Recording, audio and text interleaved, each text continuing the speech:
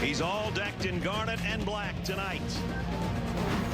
But there was a time, a magical time as a player, a Heisman Trophy winner and two-time All-American.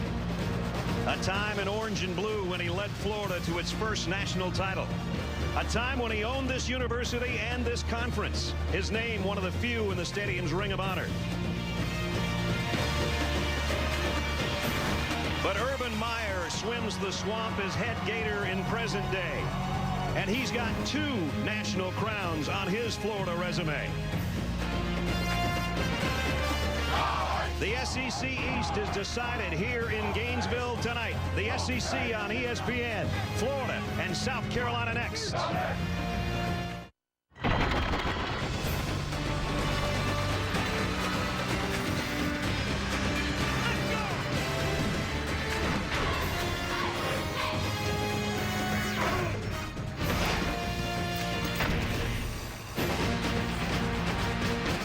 We welcome you to ESPN's College Football Primetime, presented by Hampton Hotels. This indeed is Gator country. A blowout tonight as number 23 South Carolina and number 22 Florida get set to do battle here in the swamp for the right to go to Atlanta representing the SEC East. The Gamecocks want to get there. Would have been a lot shorter trip if they'd just had to go to the Georgia Dome. But first they have to come 358 miles south before they can go 331 miles to the Georgia Dome, where they've never been. It's kind of old hat for Florida because they've been the SEC East representative 10 times. South Carolina, one of 3 teams in the East that has never had the honor of getting to that game and possibly a BCS that would follow. Welcome to Gainesville, everybody. I'm Brad Nessler along with Todd Blackledge. Well, as Urban Meyer says, hey, it's championship week in Gainesville. He's the guy that called for the blowout. He's the guy that had a team that was terrible about a month ago. They had a horrible October, and they really hit rock bottom with a homecoming loss 10-7 to Mississippi State. Then, Todd, they had an off week. Yeah. They changed things. They beat Georgia in overtime. Now they think they're on a roll. Well, all the talk this week has been about a new up-tempo and the playing and rotating of 3 quarterbacks. Those are important changes we'll document. But the biggest difference in this offense the last 2 weeks when they've put up the best numbers of the season is the return to the lineup of their speedsters, Jeff Demps and Chris Rainey. Demps has battled injuries. Rainey was suspended for 5 games. Now they're back. That gives them the big play capability. This offense is predicated on making the defense cover the whole 53-yard width of the field by getting speed to the edge. They didn't have it a month ago. They have it now. That's why Florida is playing for a championship. Last week they ran off 88 plays. Their goal, they say, is to run 100. That's high-speed football. This has always been a high-speed team with Steve Spurrier and then with Urban Meyer. What the Gamecocks have never done is beat the Gators here on their home field. You can feel it start to build as the Gators get ready to come out of the tunnel.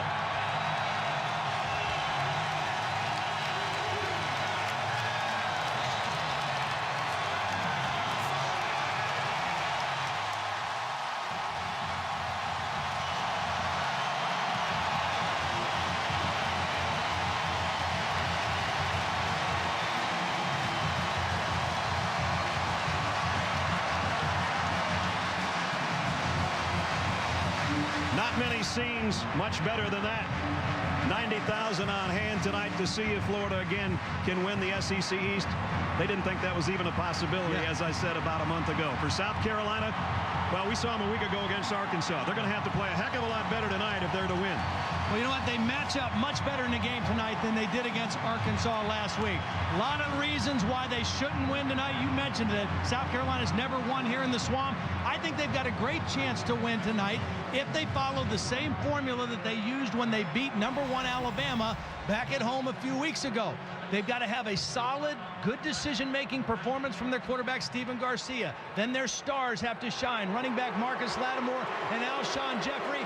And the defensive front must affect the line of scrimmage and put pressure on Florida's offense. Both teams 6-3, both 4-3 in conference play. Records are not what you would hope for to get to an SEC title game. They don't care right now. The old ball coach coming out in a familiar territory. Can he pull one off on his old stomping grounds tonight?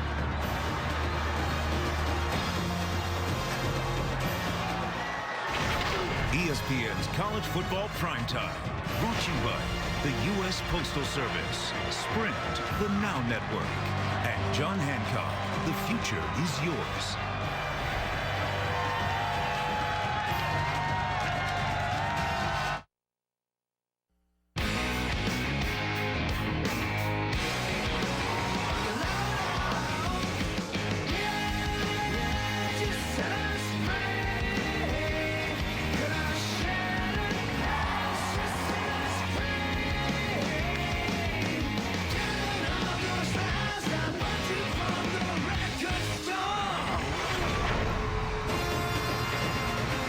Just about set for the Gators and the Gamecocks. Ben Hill Griffin Stadium. Packed to the rafters. What's at stake? The winner wins the SEC East. South Carolina would be their first SEC championship. They've never won in Gainesville. The Gators have won 18 of the last 19. The only loss was in 2005 to a Steve Spurrier coached South Carolina squad. During the course of the week, Stephen Garcia, the South Carolina quarterback, said, hey, it's the biggest game in South Carolina history. Steve Spurrier said sometimes you can't listen to what Stephen says. He admits it's a big game, but he says you don't want to make this about everything.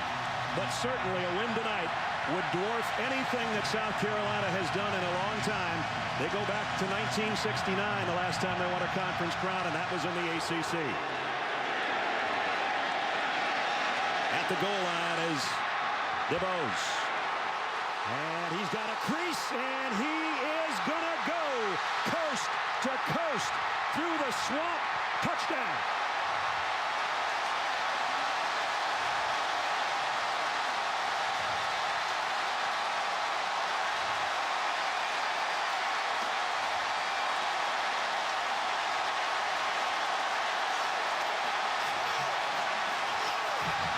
Didn't he do that the last time we were here for the LSU game a month ago? My goodness. You saw the reaction of that young lady from South Carolina. She said, what just happened?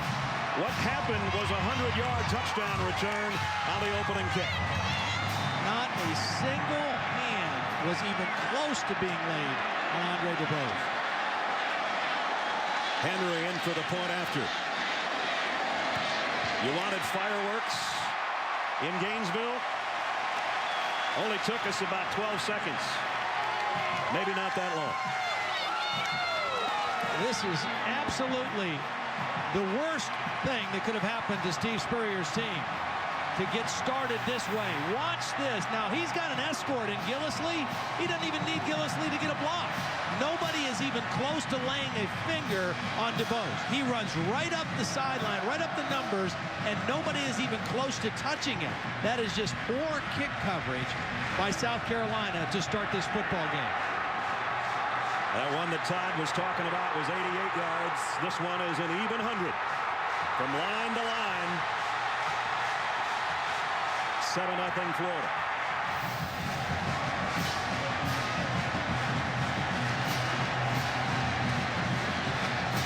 We knew they had a new high-speed offense. We didn't know it was going to be one play. Wow. Well, we'll try it going back the other way. Florida will kick it right back. Bryce Sherman is back deep for South Carolina.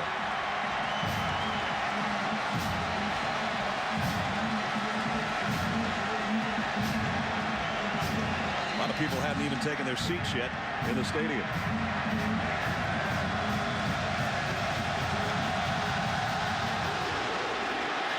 Line drive kick, and it's going to go out of bounds. So that'll give South Carolina a good spot to work from with the penalty. The Auburn-Georgia game just finishing up. Free kick, out of bounds on the kicking team. Ball will be placed at the 40-yard line. First down. Stephen Garcia, as Todd said, probably his best game, the most efficient anyway, was that win and the upset over Alabama. And, you know, I thought it was very important for South Carolina to weather the storm early in this game. Nobody would have predicted that the Thunder would start on the opening kickoff. But they've got to weather the storm of the energy, the crowd, and the emotion of this game and get down to what they do well. They've got a good starting point after the kick went out of bounds. First down at the 40, and it's Marcus Lattimore. And Lattimore got about 4 for the Gamecocks offensively. As we take a look at their starting lineup, one change on the front wall among the Big Eaters. Kyle Nunn starting at left tackle. Chisholm, Johnson, Watkins, and Eckerson up front. The backs and receivers, you just saw Marcus Lattimore, the sensational freshman. Alshon Jeffrey, and an all-SEC performer. Gurley, Moore, and DeMarco is the tight end. And at the controls, Stephen Garcia.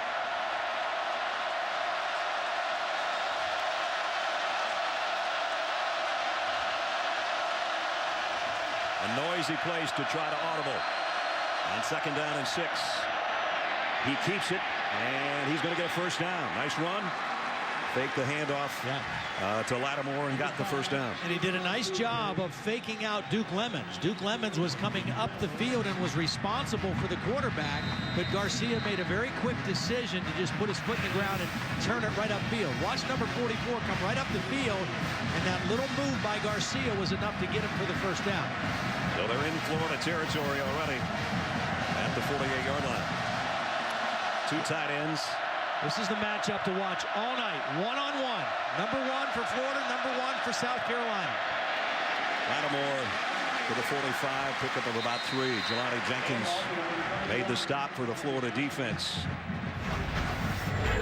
The defensive front for the Gators, Tratto, Hunter, Howard, and Lemons. The linebackers, you just saw Jelani Jenkins make that stop with Hicks and Jones. And as Todd said, one of the guys to watch, Janoris Jenkins, number 1, will have a busy night with Alshon Jeffrey. Hill, Black, and Brown round out a secondary where everybody seems to get interceptions. Florida comes in with 17 on the season. Quick throw. Here's Alshon Jeffrey. Got a block, but Jenkins brought him down. And it was Gurley who got a piece of Jenkins, and he still was able to bring him down in the open field. That was a tremendous play by Janoris Jenkins.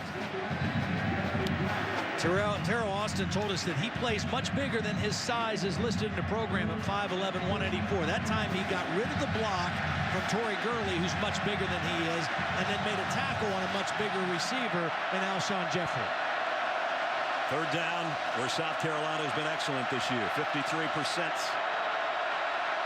This is a good yardage, too, because the run by either the quarterback or by Lattimore is still in play. Stephen Garcia didn't like the looks of something. He's going to take a timeout. Big 3rd down, and South Carolina's opening drive when we come back.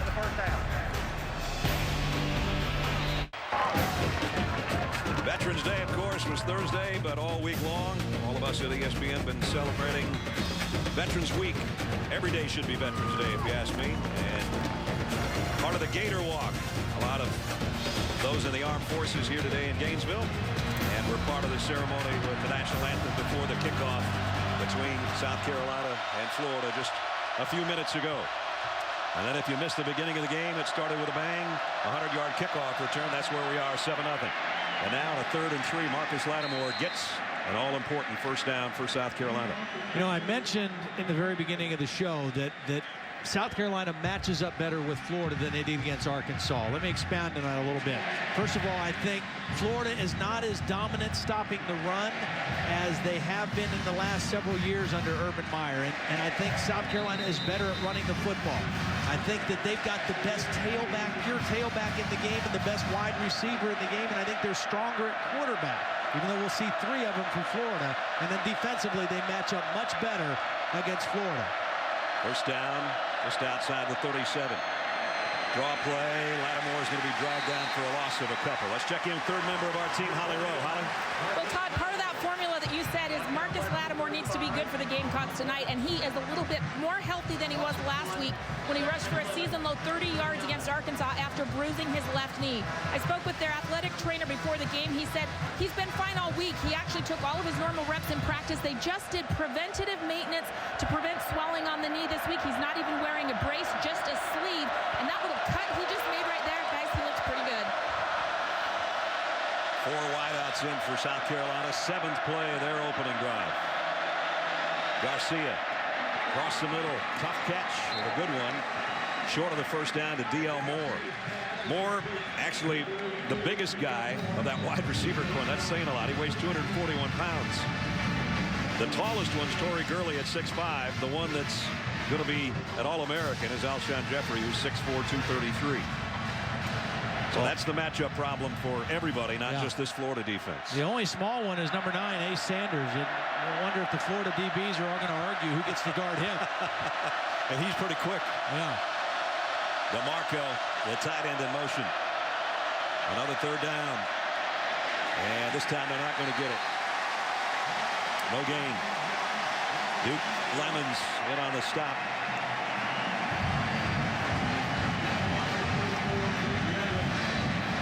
And so out comes the field goal unit as Steve Spurrier wants to get something out of this opening drive. Spencer Lanning, his career long is 51. And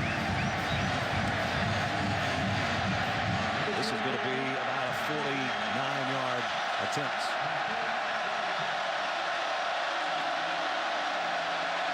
Spencer Lanning from 49. Nice kick. They got it. So South Carolina sort of weathers that storm that Todd was talking about. Good answer. They get 3 on their opening march of the ball game. Lanning's field goal.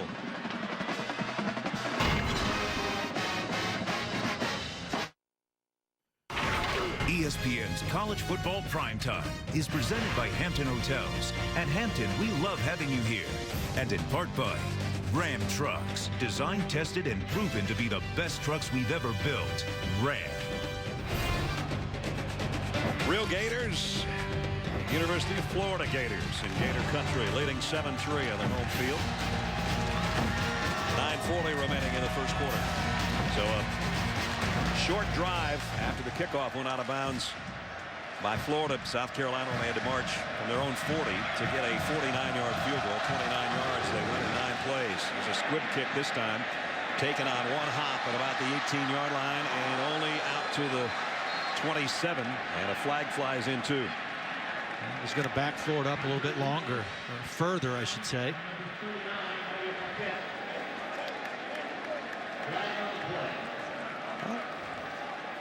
And there's the illegal block in the back. Matt Moore, a referee. Block in the back. On the receiving team, number 89. 10-yard penalty from the spot of the foul. First down. Florida in their off week revamped their offense and decided they're going to use a little bit of everybody at quarterback, including this guy, John Brantley. Yeah, John Brantley, who's the starter, and they call him the quarterback. He's the thrower. Trey Burton is more of the single wing runner, and then the guy they unveiled last week, Jordan Reed, is kind of the triple threat. He's a tight end as a starter, but he's also a runner and thrower at quarterback. So we'll see all 3 tonight. Brantley gets the first snap of the first throw and is complete out in the flat to Dents. Beg your pardon, Chris Rainey, and Rainey got 8. And this is the other change. They went strictly to the no huddle and a fast tempo offense. Now they play with different speeds, but it's no huddle, and they're really trying to change their identity to this kind of offense. This time on the ground, not much for Chris Rainey, got about a yard. Rainey missed 4 games to suspension. Then when the Georgia game rolled around, he had a monster game, doing just about everything, and helped to get that overtime win. The key to running tempo offense is making a couple first downs. That's why this third down and short play is very important for Florida. They'll throw for it, and in and out of the hands of Rainey. So he was involved in every play. Flag down.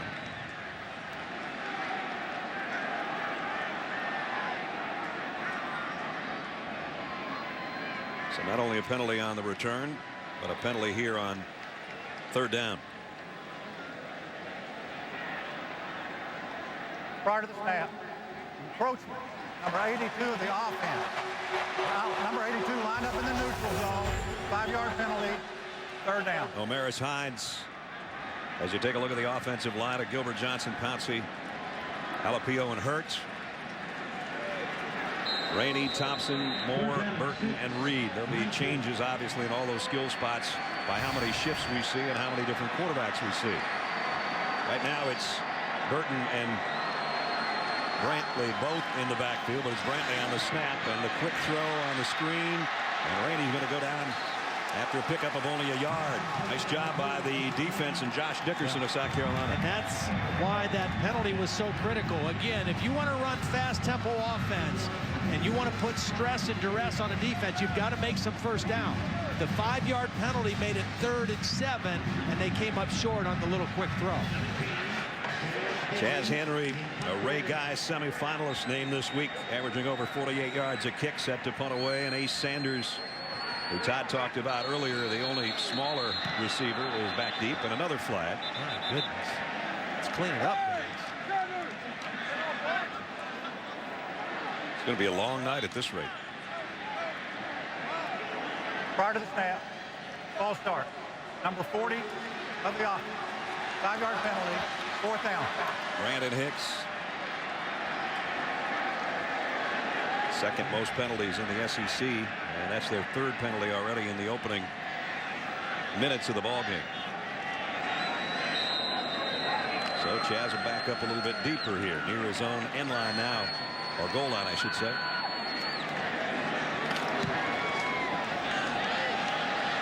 High kick. It took Sanders right out of bounds as he made the catch, going out at the 35. 50-yard kick.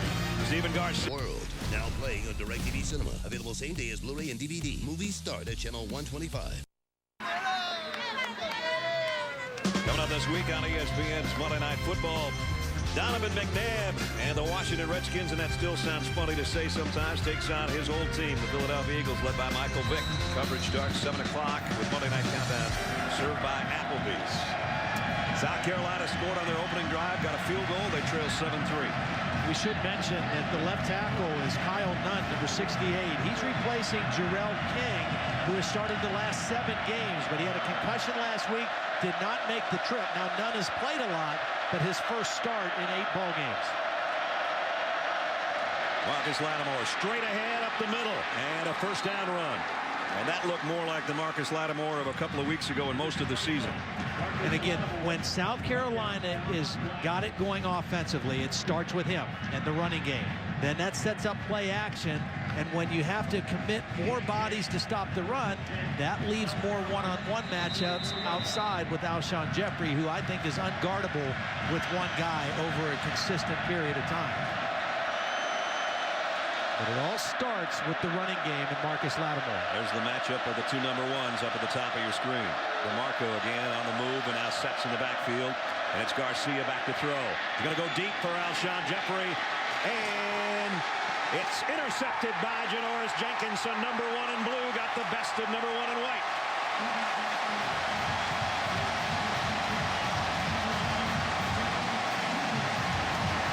When you throw a fade or a takeoff route, you cannot throw the ball back to the inside. It has to be over the outside shoulder away from the defender. Even though Jeffrey has great leaping ability, the ball was thrown too far inside, and Jenkins was in perfect position to make a play on the ball. You must throw that ball away from the defender over the outside shoulder to give your guy the best chance to make a play. That's his 4th interception of the season, and he continues to shine against the cream of the crop as far as wide receivers in the SEC, because he did a pretty good job on A.J. Green and Julio Jones, and now he's got an interception in front of Alshon Jeffrey. The previous play is under further review.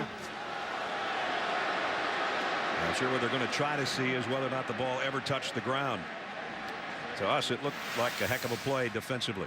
Well, he was in perfect position. He timed his jump perfectly, and he did not allow the bigger receiver to muscle the ball away from him. He just was, you cannot play it any better than that. Now, did the ball hit the ground on the way down? It might have, is right.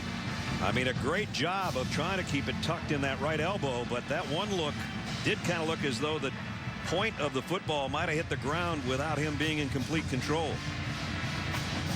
Will Hill, or Ahmad Black, the safety, came over and actually hit both guys. I think they're going to overturn this. I think that you're ball right. hit the ground.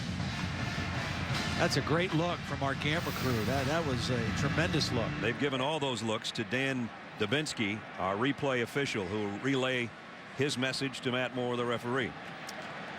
So that could be a huge break, obviously, for South Carolina, and take away what would have been interception number 18 on the year by the Florida defense. This secondary is so good with Florida, and they have such great ball skills. You cannot miss throws like that. You can't be careless throwing the football on this secondary because they will go get it. And particularly that guy, Janoris Jenkins. And that ball was too far inside, and it gave Jenkins a great play on the ball. That would be his 4th if it stands as an interception of the year. 2 other guys have 3 each, and Will Hill has 2. And he would have had another one, but that was on a 2-point conversion attempt. So all those guys battling for the interception lead in the secondary for the Gators.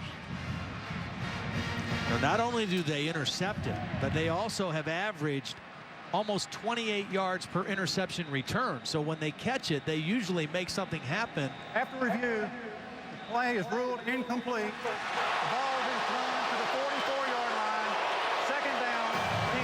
Well, I think they made the right call. The fans don't like it here, but South Carolina gets another chance as the call's reversed. And Stephen Garcia has to really kind of catalog that in the back of his mind. If I'm going to go at this guy, he's got the ability to go against my #1 guy, and if I make a mistake with the throw, he's going to burn me on it. Now, I got away with it that time, but I've got to learn from that for the rest of this game. Jenkins over there on the bench right now, readjusting his cleats.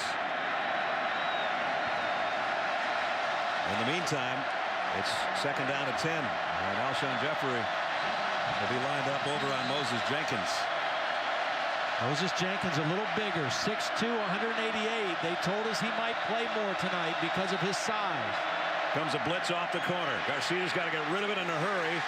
And he had to rush the throw on the pass to the middle to Lattimore. And that was Riggs who came flying, and he timed it just beautifully off the edge. Riggs timed the blitz perfectly, and Justin Tratow, the defensive end, was there for the play on Lattimore, even if it's complete. It was a zone blitz, which means they blitz from the one side and drop defensive linemen on the other side, and Tratow was responsible for that throw to the back. So now third down and 10 for South Carolina, trying to take advantage of a near miss on an interception by Florida and somehow keep their drive alive here with 7 minutes to go in the first quarter. 4 wide receivers, and Garcia is going to call timeout. Well, and the reason he did was there's only one defensive lineman who was down in a stance. Everybody else was standing up for Florida. A very confusing look for Garcia. That is their second timeout of the first half. That will be a 30-second. So 7-3 here. Let's find out what's going on elsewhere and check in with Reese Davis. Reese.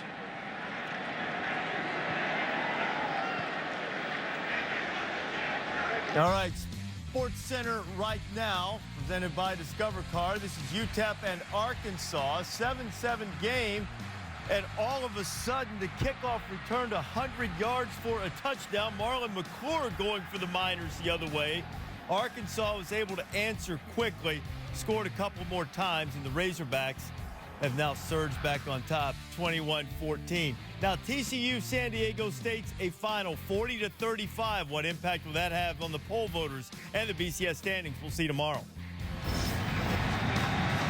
So TCU not dominating the Aztecs, who have a pretty good football team this year. I think they're 7-3, aren't they, even despite that loss?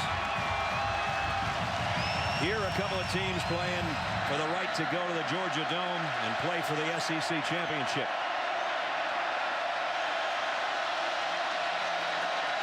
Garcia firing high and incomplete. And it was again Jeffrey out there and Jenkins on it. Jenkins is such a competitor. I mean, you can tell he is not afraid of the size difference. Watch him get body to body with Jeffrey.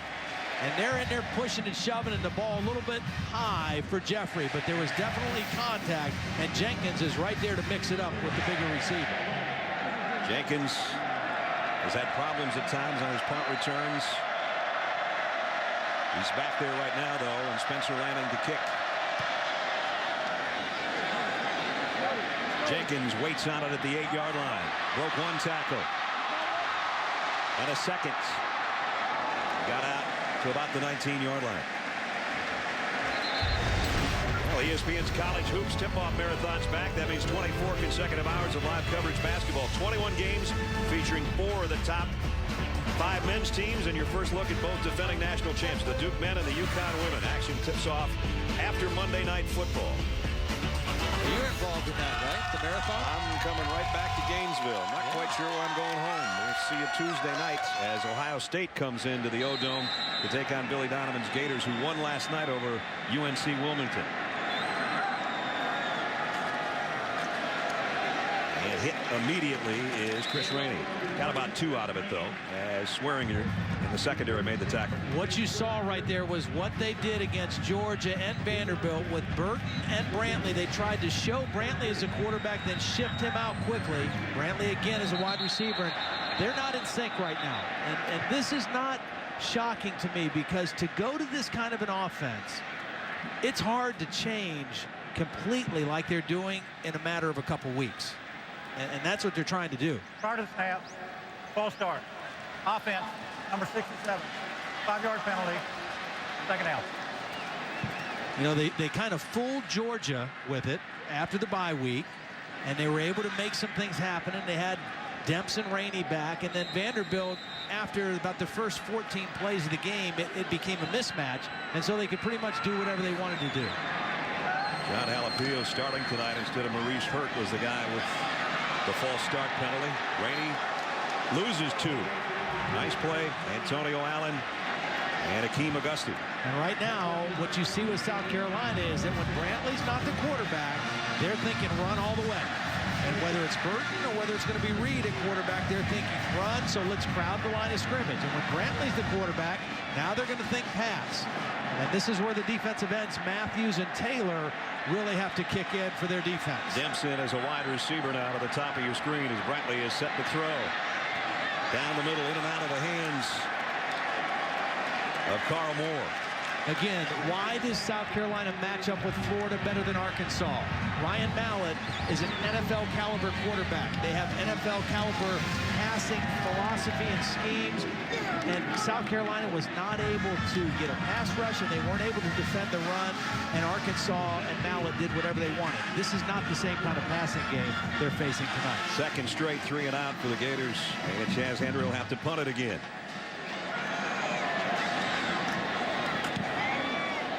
High kick shorter this time. Ace Sanders with a fair catch call, and he bobbled it. South Carolina covered it. See, I think he got bumped, though. He did bobble it and drop it, but he got bumped as he was waiting to get the ball. I think Will Hill, on his way past him, bumped into Ace Sanders, and that's why I think there's a penalty flag. There's the fair catch. And might have gotten a foot on it. I'm not quite sure. Yeah. Hill might have kicked it with his foot. Well, he got him in the knee a little bit on the way by. Kick catch interference. Number 10 of the kicking team. 15-yard penalty. Automatic first down. Well, you talk about great field position out of kicking snafus so far. 3 special teams penalties against Florida. And again, it will cost them dearly with South Carolina getting the football right now in Florida territory. That'll make you run your hand through your hair if you're a coach. But they do have the lead in the football game because of their special teams, too. So I guess it's a wash a little bit right now. Yeah. And the penalties, 40 yards worth already tonight for Florida. So South Carolina sets up shop at the Gator 46. They set up with the I backfield with DeMarco, the fullback. And the second man through is Lattimore. And he's getting nothing out of that. Justin Tratto and Brandon Andwine made the stop. And the 5 wins. Huge games for South Carolina, and in the losses, and he only had 30 yards, which was a season low last week in that loss to Arkansas. Well, last week was a blowout. The loss to Kentucky, he was off to a great start, had over 200 yards of total offense in the first half, and then he got hurt, and so he didn't play the second half. And then the Auburn game, he was relatively ineffective in that game as well. 2nd and 10. Blitz is coming. Lattimore's trying to run by it, and he does. And he's got a first down before Ahmad Black put him down along with Will Hill in the secondary, but he rumbled for 14 on that one. When you commit extra bodies to the line of scrimmage and try to get a run blitz, there's nobody left in the second level of the defense. Watch, as soon as he clears through there, there's no other defenders. And now it's just a straight run. So nice job by Lattimore just breaking some arm tackles, and when he got to the second level of the defense, there was no one there. South Carolina trailing but driving with 4:20 remaining in the first quarter at the Gator 32-yard line.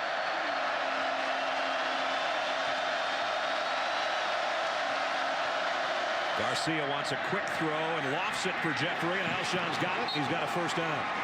And that's just a jump ball out there, and he made a pretty nice rebound. It's a jump ball, and it's intentionally thrown a little bit short to the backside shoulder. Watch the throw where Jeffrey stops and adjusts to the ball. Jenkins has no chance on that. It's such a quick throw, and he's doing everything he can to stay in position.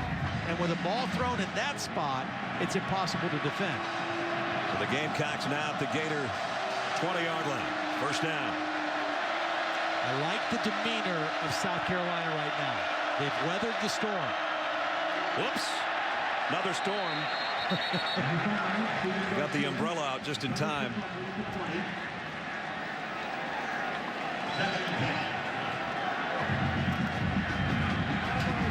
Steve Spurrier won 122 games.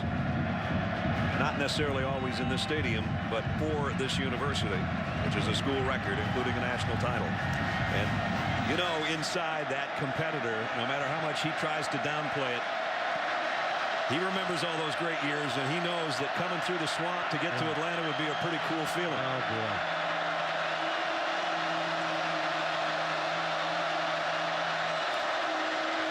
Garcia, plenty of time. Deep middle, nice catch going up to get it is Alshon Jeffrey in his first and goal. That one looked like it was going to be too high, but that's what he can do. Well, when you're 6'4" to start with, and you got about a 35 to 40-inch vertical jump, as a quarterback, you can get away with a high throw every now and then.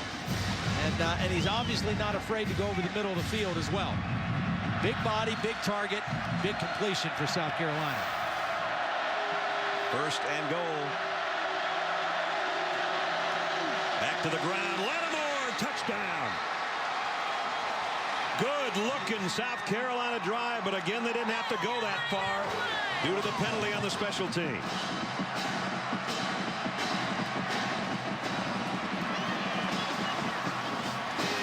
For Marcus Lattimore, his 12th rushing touchdown of the year.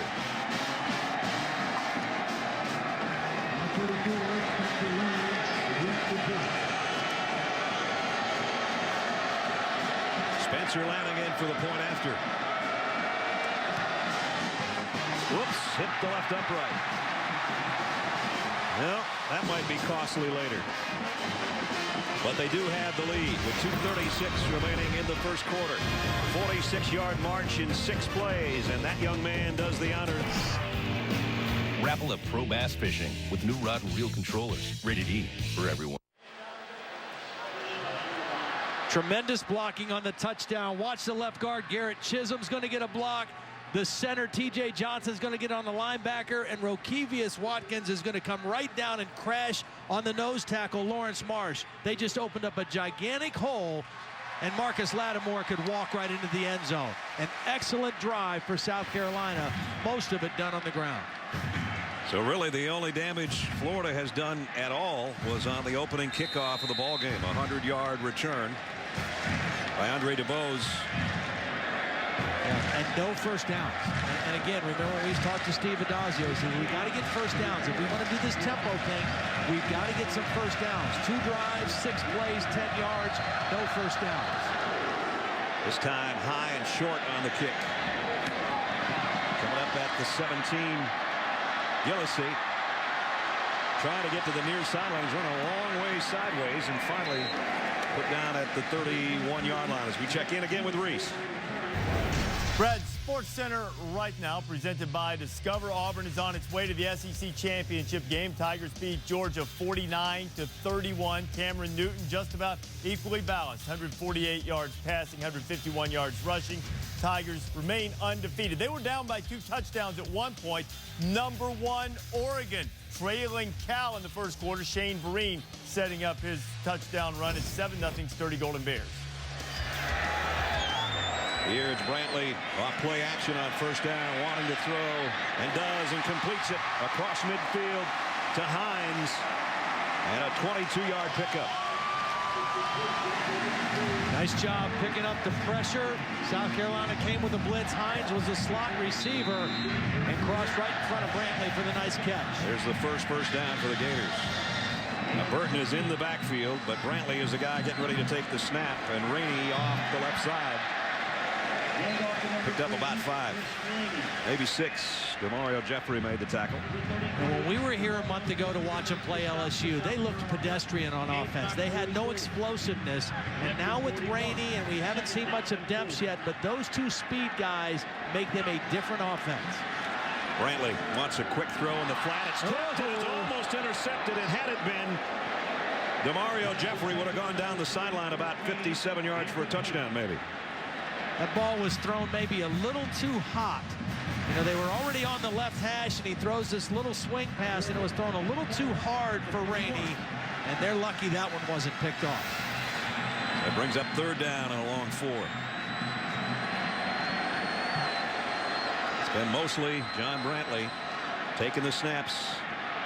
This time he fires too far in front of his intended receiver, De'Ani Thompson, and it's 4th down.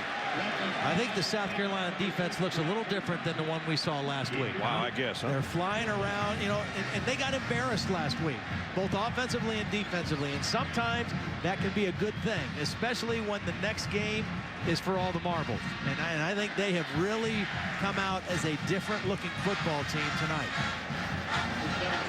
So already a couple of punts for Chaz Henry. Again, it's Sanders back at the 10-yard line. Mile in the air, and Florida's just going to catch it at about the 5-yard line. That's a perfect job by your punter to keep it up there, and then your punt coverage unit to get down there and down it right at the 5. Now take you back in a flashback. Tennessee and Florida from 01. Originally scheduled for the week of 9/11. It was played in December instead. Steve Spurrier's final game in the Swamp. Travis Stevens 226 and 2 touchdowns. And then Tennessee snuffed out a Gator 2-point conversion at the end of the game. And the Volunteers, Bill Fulmer, won it 34-32. Last time that Steve coached on this field in those colors. Yeah, I did that game. What an incredible football game. Garcia in the shotgun at his own goal line. And he's going to keep it.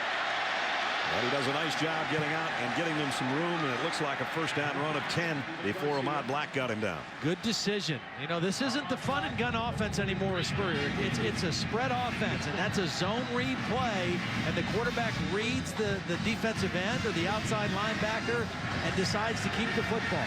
Steve Spurrier has gone to that offense this year, and it's paid dividends. And he's got the right people, the quarterback, the tailback, and the wideout to make it work.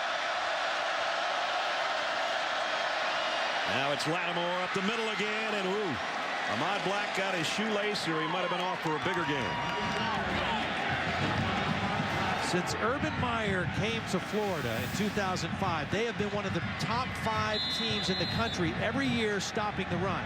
This year, they're not as stout up front. Coming in tonight, 121 yards a game they've given up rushing. They're just not quite as physical up front as they've been in the past. And South Carolina exploiting that a little bit here in the first half. And that 121 is 28th in the country coming into the weekend. Another first down for the Gamecocks, moving it from their own 5-yard line. Lattimore, again, the middle has been the good spot for him and a soft spot defensively. He's got about 7 or 8 more. That might be the final play we'll have in quarter number 1, which has been an exciting one. Marcus Lattimore, 14 touchdowns as a freshman. Reggie Cobb has the SEC record of 20 back in '87. Pretty good names in there, huh? Yeah, not bad. He's a special kid now, I'll tell you. A special player. He does not look like a freshman. He doesn't play like a freshman. And a big reason why South Carolina is playing for a championship. End of 1. South Carolina on the road. Capital One Cup begins this fall. To learn more, go to CapitalOneCup.com. You're watching ESPN, new home of the Bowl Championship Series. Let's take a look at the current BCS standings, brought to you by Discover. Oregon and Cal, and as Reese told you, Oregon trailing early. Auburn didn't hurt themselves today with a big win over Georgia. TCU had to fight against San Diego State. Boise State won last night, and you see the rest of the list.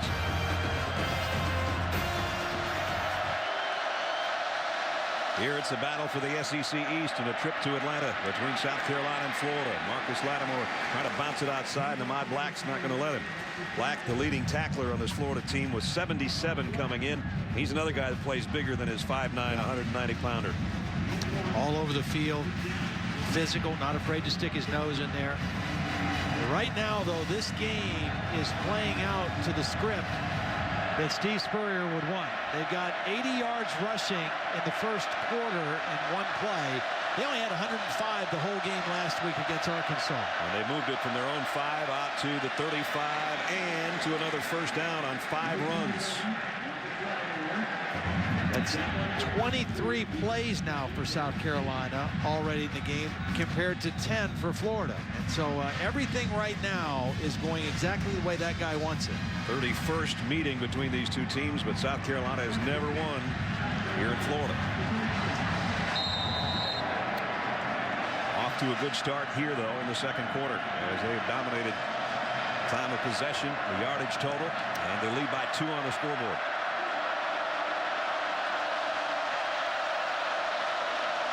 First down at the 37.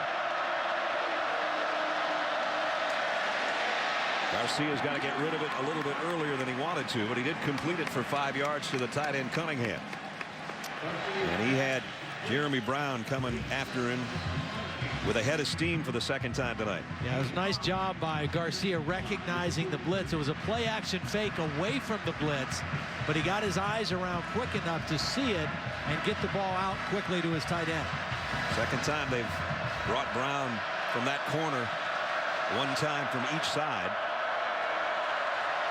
But Garcia with the quick throw picked up 5, second and 5.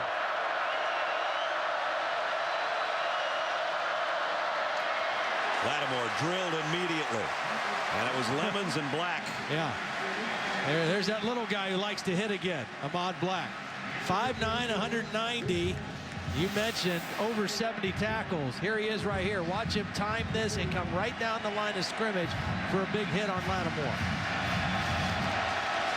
Ooh, that was a big hit. Yeah. When you see a guy's head snap back, there's some force behind that hit.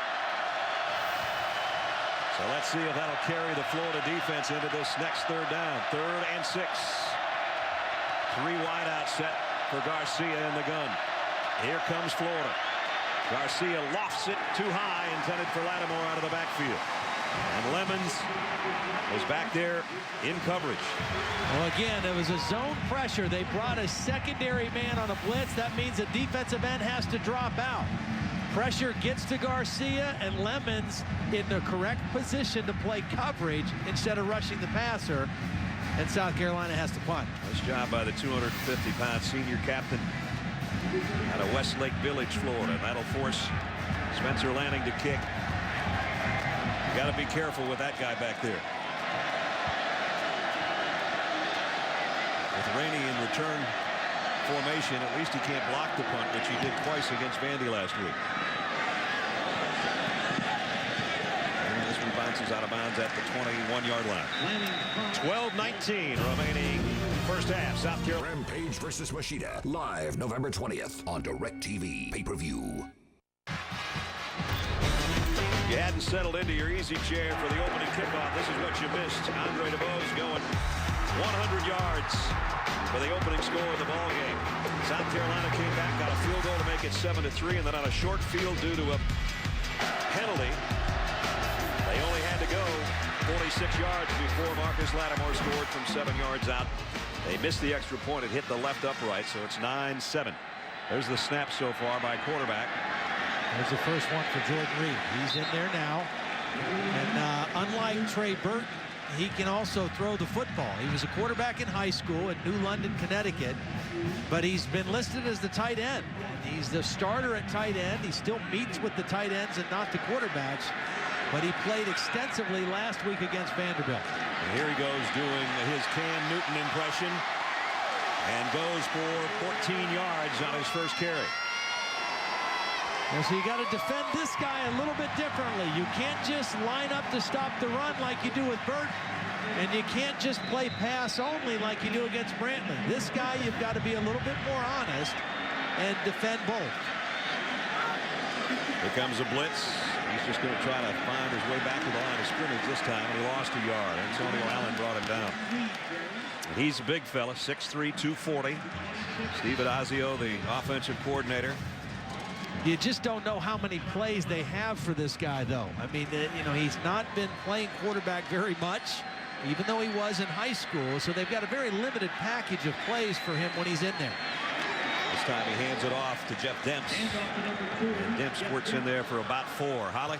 Well, guys, Jordan Reed doesn't even watch film or meet with the quarterbacks like you said, Todd, but even in pregame warmups, he's just a tight end. I didn't see him this whole pregame go over and actually be a quarterback. How hard would that be to not warm up and then all of a sudden, hey, you're in the game in front of everybody in the Swamp?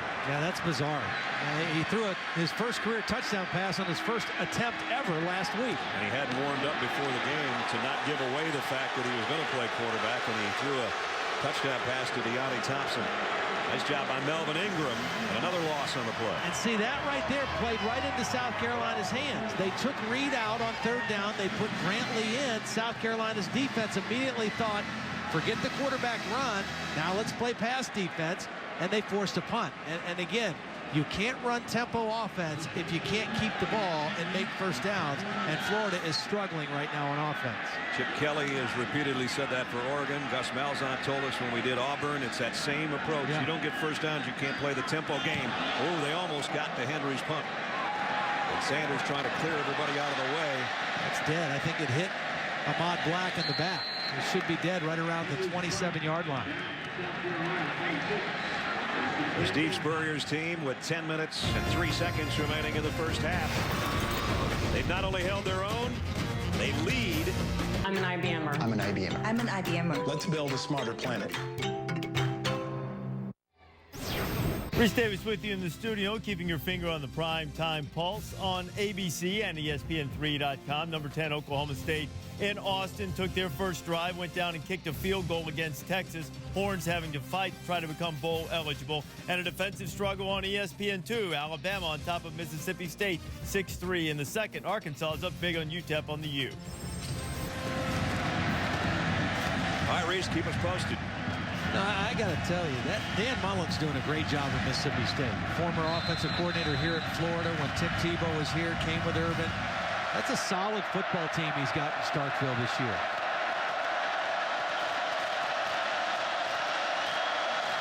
Brian Maddox in the backfield with Garcia on first down. And Garcia's just going to follow Maddox for a bit and then break off and pick up 4 yards on the ground again.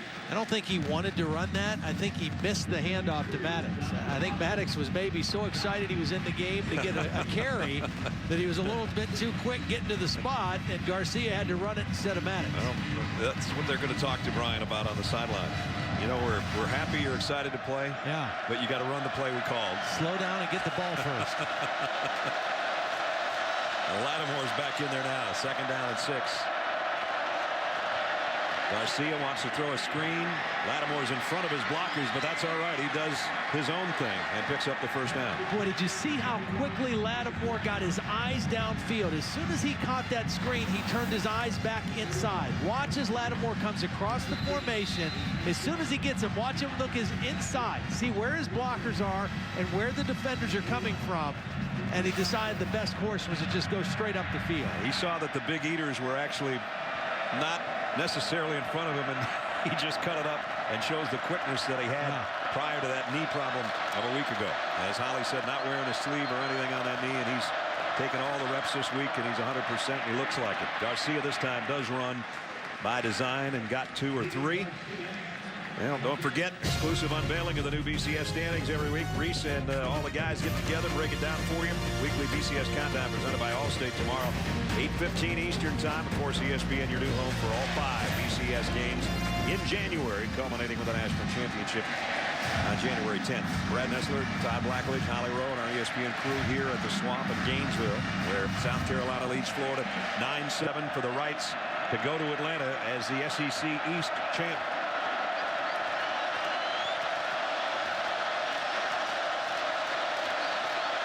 Garcia, quick throw, got it to Jeffrey, and he's right at the first down marker. Janoris Jenkins draped all over him, but nice catch by Jeffrey, and those two help each other up and pat each other on the helmet. A lot of respect between those two. See, that route is really difficult for a smaller guy because it's just like a guy in basketball boxing out for a rebound. He gets his big body between the ball and the defender, and you just can't go around him quick enough to make a play on the ball. We'll bring out the change to have a look at this. As you can see how close we think he is or isn't to the first down. I think he reached that ball over. He did. He is a man. Now, I mean, you talk about these three receivers in the SEC, A.J. Green and Julio Jones and this guy. This guy is the thickest one of the three. Yeah. I mean, you know, Julio's a big physical guy. This guy's even bigger. A.J. Green is a little sleeker, but all three are tremendous receivers. Yep. A.J. had a big game today for Georgia, albeit in a losing effort against Auburn. I think Torrey Gurley's going to find himself getting open here a little bit. Lattimore almost broke it.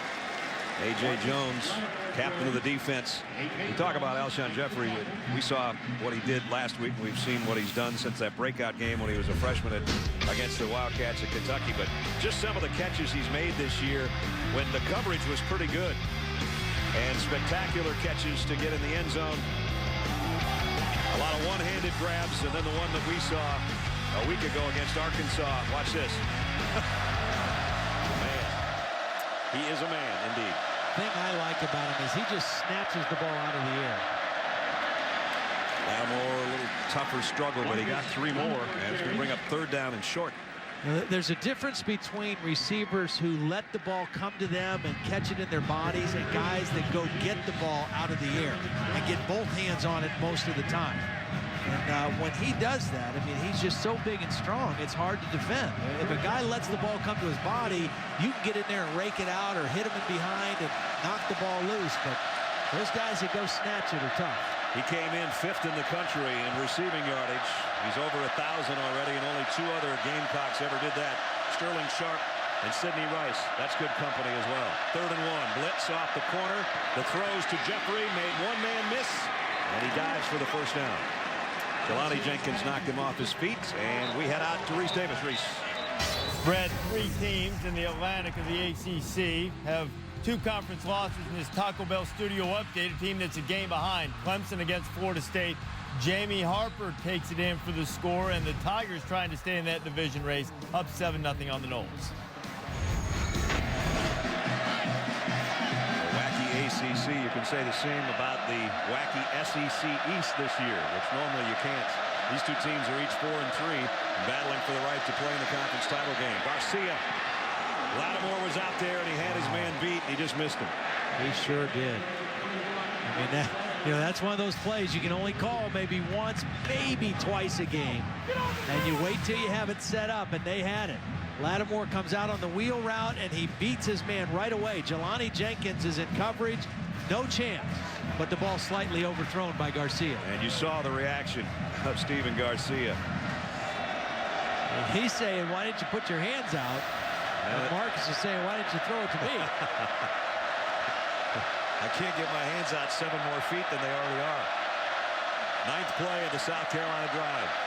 Draw play to Lattimore. Broke a couple of tackles, and he's still dragging guys with him. I'll tell you what, let's give credit to this South Carolina offensive line right now. Tight ends and fullbacks, I mean, they are controlling the line of scrimmage. They are just pushing this Florida defensive front around in the running game, and Lattimore, using excellent vision and tough running, is just charging forward. And they've had several 3rd down and short to medium yard situations tonight already. You mentioned the offensive line. DeMarco's gotten some big blocks, too, from both the tight end and the fullback position. And Garcia loses a yard. Well, he lost a yard because the snap was a little high and hard, and Garcia didn't field it cleanly, and that disrupted the timing of the play. That's a wasted play. After a good momentum and a good drive, a wasted play on 3rd down for South Carolina. Jones is injured. A.J. Jones, one of the captains defensively, senior outside linebacker out of Tampa. And also helping Duke Lemons a little bit to the sideline. Might be something in his eye, and that's in this case, that's what it looks like. That's Justin Tratto, 94. And they're both going to rush the passer and end up running into each other. Ooh, did they ever? Nothing like meet me at the quarterback, but they weren't planning on that kind of meeting.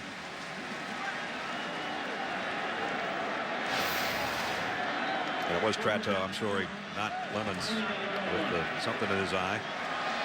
Spencer Lanning's going to come in, try a field goal. He's missed an extra point tonight that hit the left upright. He had the same problem on a field goal last week in the loss to Arkansas. This will be a 47-yard attempt. He made his first one from 49. Trying to add to the South Carolina lead. He just likes long range, I guess. He doesn't like those extra points and stuff. 3 more for the Gamecocks. Here's Friday. 24 hours of nonstop basketball begins Monday at midnight on ESPN. ESPN's College Football Primetime. Brought to you by the 274 horsepower 33 MPG Sonata Turbo and Carhartt. Relax, it's tough. Learn more at getcarhartt.com.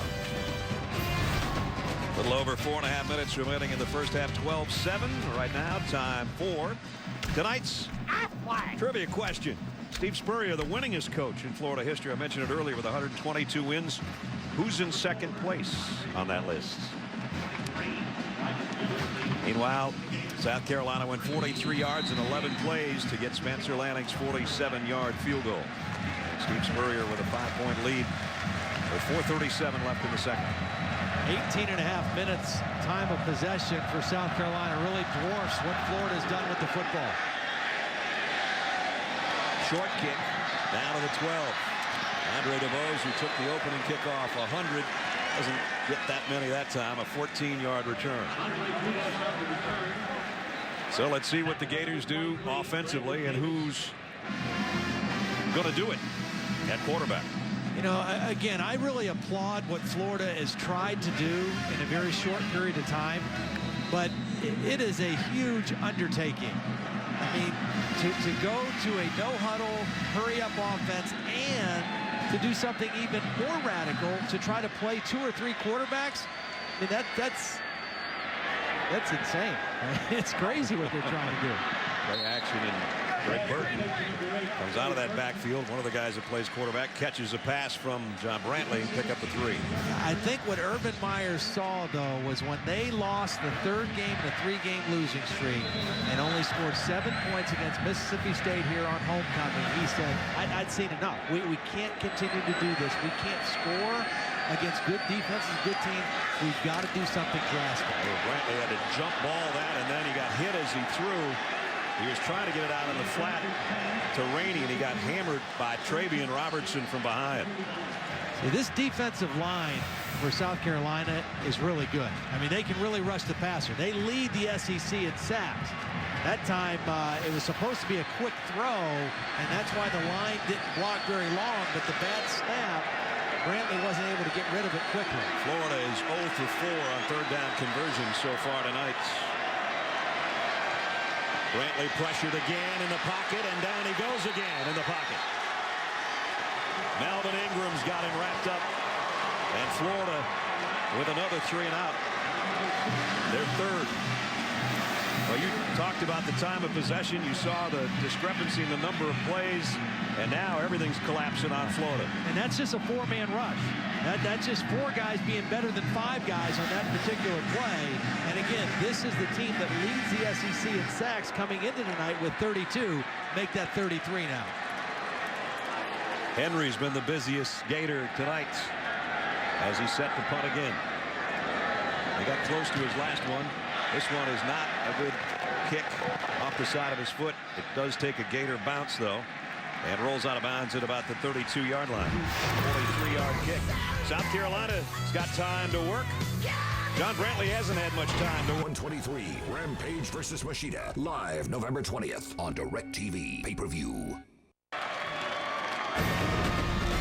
The SEC on ESPN from Gainesville, Florida. little bit earlier, we asked you tonight's trivia question was, Steve Spurrier is the winningest coach in Florida history with 122 wins. Who's second? A lot of you were going to guess Urban Meyer, I bet. Ray Graves had 70 wins. Coach Graves coached here 60 to 69, had a couple of 9-2 seasons and 1 year of 9-1-1. Urban Meyer is in third, by the way, with 63 wins, as Marcus Lattimore goes for a couple. You know, when I was down on the field before the game, it was interesting because a lot of the South Carolina coaches were all saying, as you take a look at the top coaches in Florida history, they were all saying, I hope the team that played Alabama, the South Carolina team, shows up rather than the one that showed up the last couple of weeks. Right. I think that's the team that we're seeing tonight. Closer to it, for sure, than some of the other ones, especially last week. Lattimore again bounces off for a couple when it looked like he could have lost a yard. You think about this team. They beat #1 Alabama, played a beautiful game. Then they went to Kentucky, and the first half was really good. They had a big lead, and then Lattimore got hurt, and they let a big lead slip away. They gave up a lot of passing yards to Mike Hartline, and they lost. Then they were okay against Vanderbilt. They had to struggle to beat Tennessee at home, and then they got blown out last week by Arkansas. So they haven't outplayed great football for about 3 weeks. Pretty good so far tonight.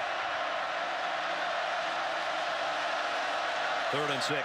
Garcia lofts it to Jeffrey, and he's got a first down, and a flag flies in as he and Janoris Jenkins were tangled up.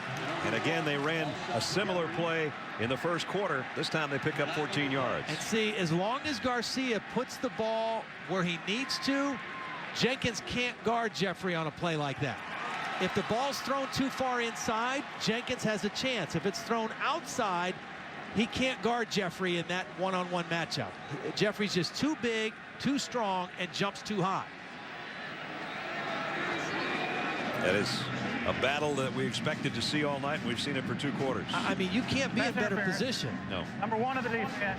That penalty is declined. First down. First down on a 14-yard gain.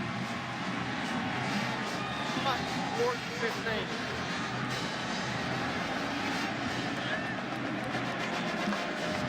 Most people felt that this matchup in one-on-one fashion between corner and elite wide receiver is the best remaining one in the Southeastern Conference this year. This one tonight's, now that some of the other games are already concluded.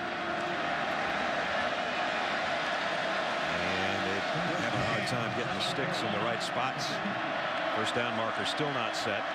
And so the umpire is going to hold him up here. The ball's right at midfield. First down, South Carolina.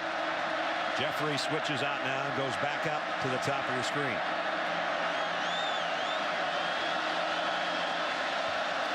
Blitz. Lattimore drilled, and his helmet came off. The play should be dead right now. Hold him up. Jenkins, the middle linebacker, made the stop. You know, we talked about this offensive line for South Carolina. I think a big key tonight is that guy number 55 playing, TJ Johnson. He went out of the game last week with a knee sprain, and there was question whether he'd be able to play tonight. But he came back, practiced, and the fact that he's in there, because he's kind of the quarterback of that offensive line, makes all the protection calls. That's a huge deal for South Carolina tonight, having him in the ballgame.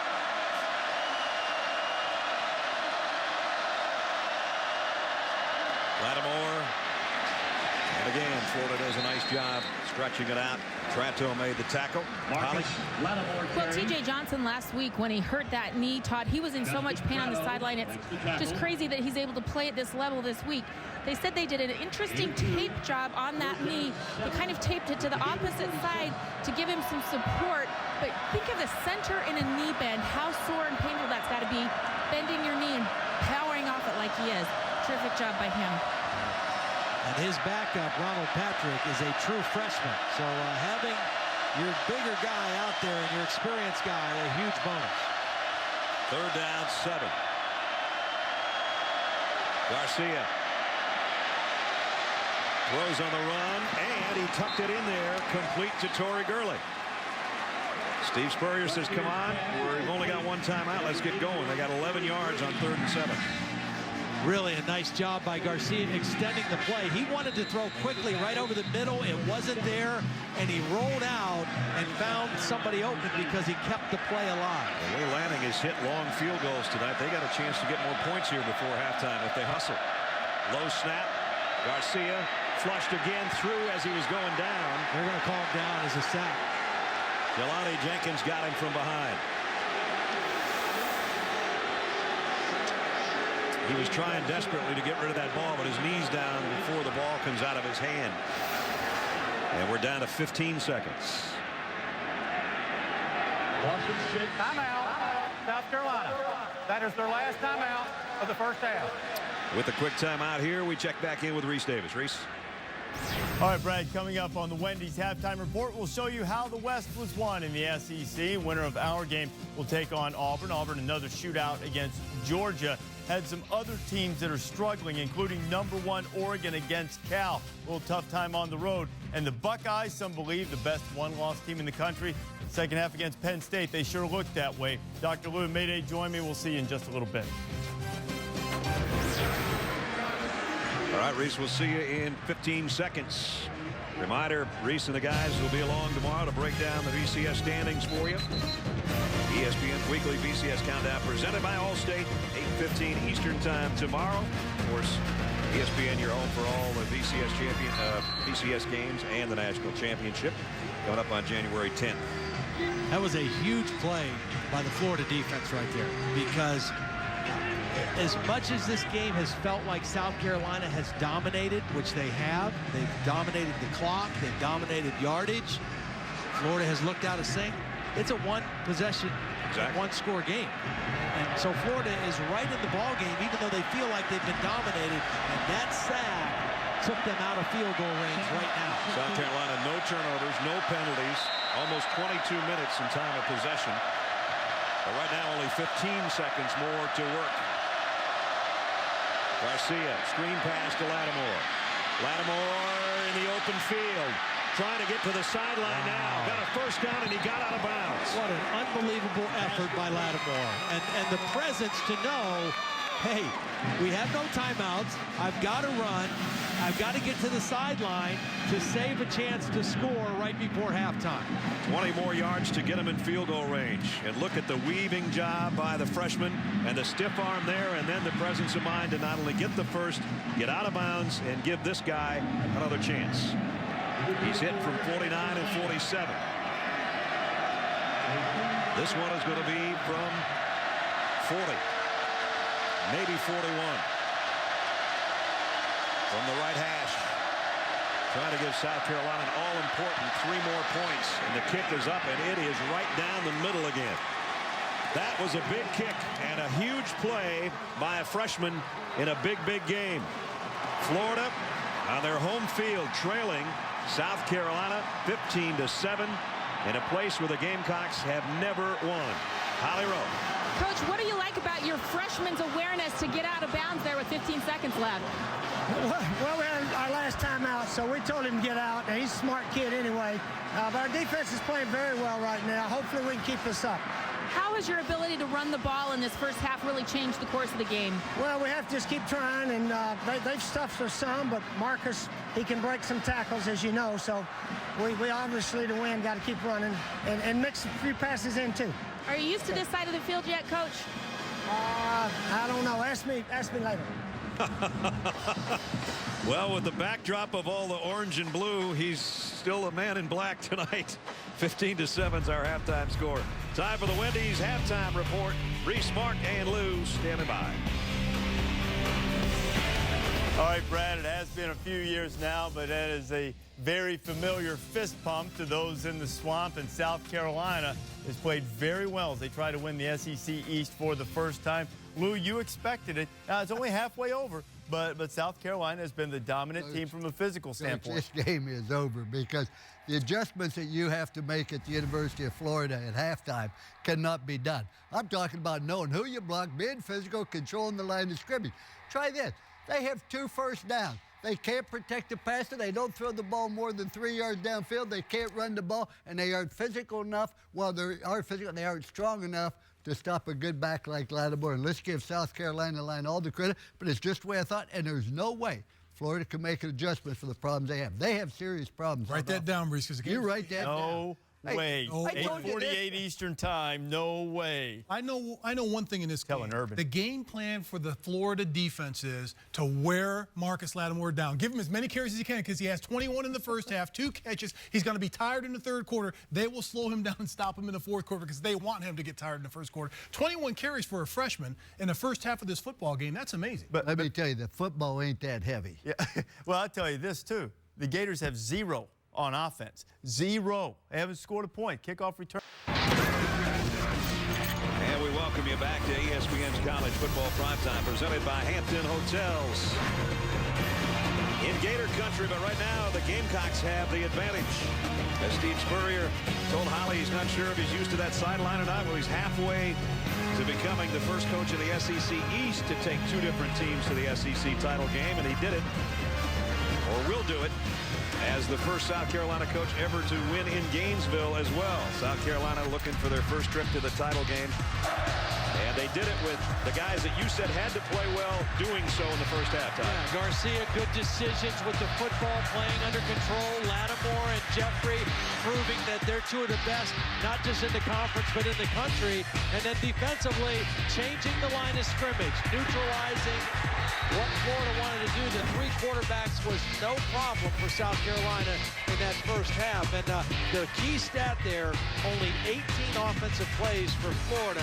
They said they wanted to run 100.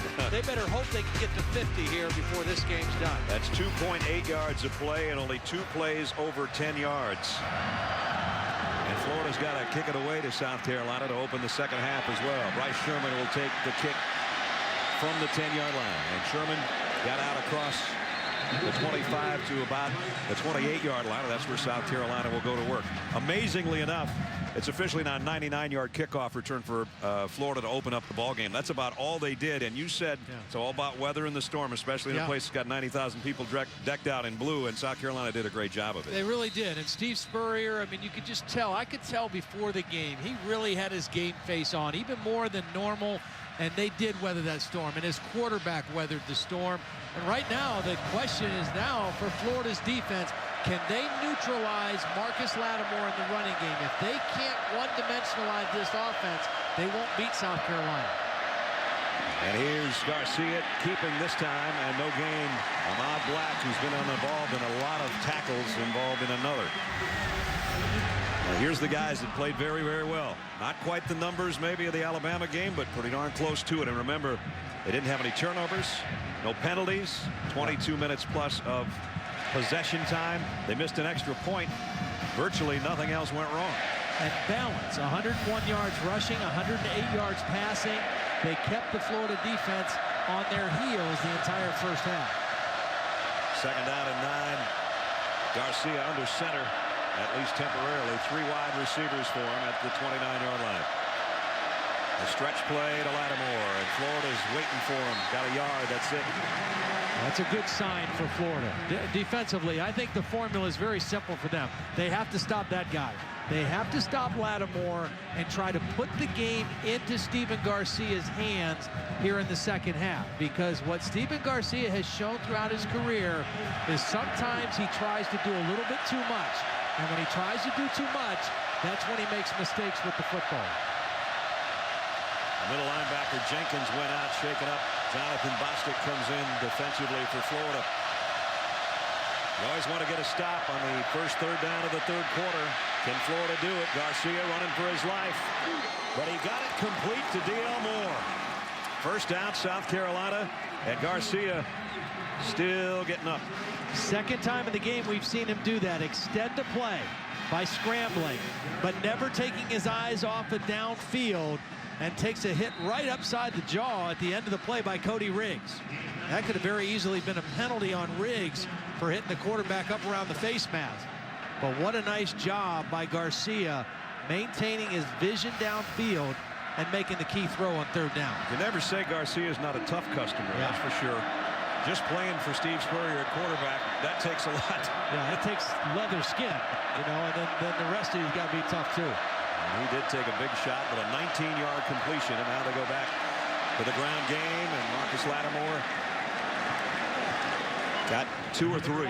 Speaking of tough quarterbacks, got a chance to see Danny Werfel down on the field before the game, and I was talking to Steve Spurrier when he came out, gave his old coach a big hug, and now that was a tough customer too. Yeah. Never forget that game in Tallahassee when Florida played them in their national championship year, and he got drilled the entire game. They had a chance to come back and play him in the Sugar Bowl and win for the national championship, the first ever for Florida. Danny now working with charities in his ministry in Atlanta. Doing a great job at that as well. And it's Garcia on the keep. Flag down also.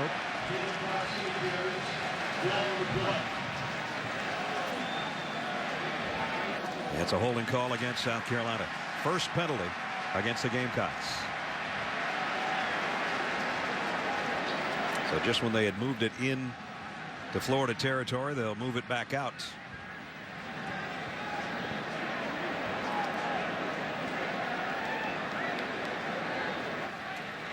Matt Moore with the call.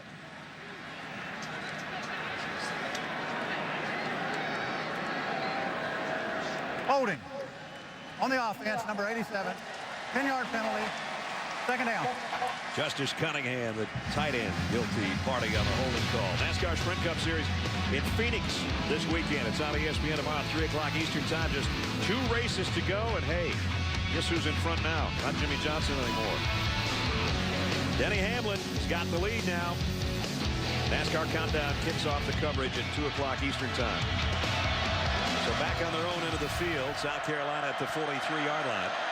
They've run 22 of the last 25 plays from scrimmage in this football game. Garcia going to run for what he can, and he gets back a good part of the penalty. A nice play. Now, we've seen Garcia run it 3 times already here to start the second half. We saw him in the Auburn game. 2 critical fumbles in the 4th quarter when he was running and trying to gain extra yardage. He's got to be smart running the football, know when to get down, and by all means protect the football. Dad looking on a 3rd and 10 for his son, just on the South Carolina side of midfield. Florida looks like they might bring some heat. They do. He throws it in the middle, complete, and it's another first down throw on 3rd and long, this time to Torrey Gurley. Boy, Garcia, I mean, you know, when a quarterback is relaxed, one of the things you notice is his vision is wide. So he's going to see Janoris Jenkins come on the blitz. He's going to see it and watch how he just drifts away from it enough to make the throw. He gives himself just that much extra time to get the football to Gurley for a first down. South Carolina came in great on 3rd downs in the SEC. They're 7 of 11 right now here in the 3rd quarter. And that was another big one on the throw from Garcia down to the 39-yard line.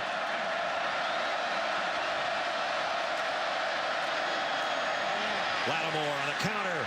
Big gainer for Marcus. He's all the way to the 21-yard line before he's run down by Will Hill. 18 more yards for Lattimore. And that puts him over 100. School record for a freshman running back is he is passed now Thomas Dendy in 1982. Dendy had 8:48. Marcus right now 8:58. South Carolina in their history has never had a runner run for 1,000 yards and a receiver in the same season. Jeffrey's already there, and Mr. Lattimore is getting close. Goes back as the tailback in the eye and bobbled it a little bit. And here he goes off to the races. And he's headed to the end zone. Touchdown, South Carolina. 21 more for number 21.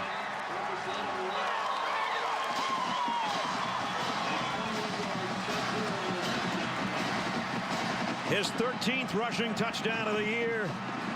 And he pads the Gamecock lead. Great block by Kyle Nunn and the fullback DeMarco, and then outside D.L. Harris, or D.L. Moore, the wide receiver, Again, on both Lattimore's touchdown runs, outstanding blocking at the point of attack. That time the tackle and the fullback clearing the way. Spencer Lanning, this time the extra points right down the middle.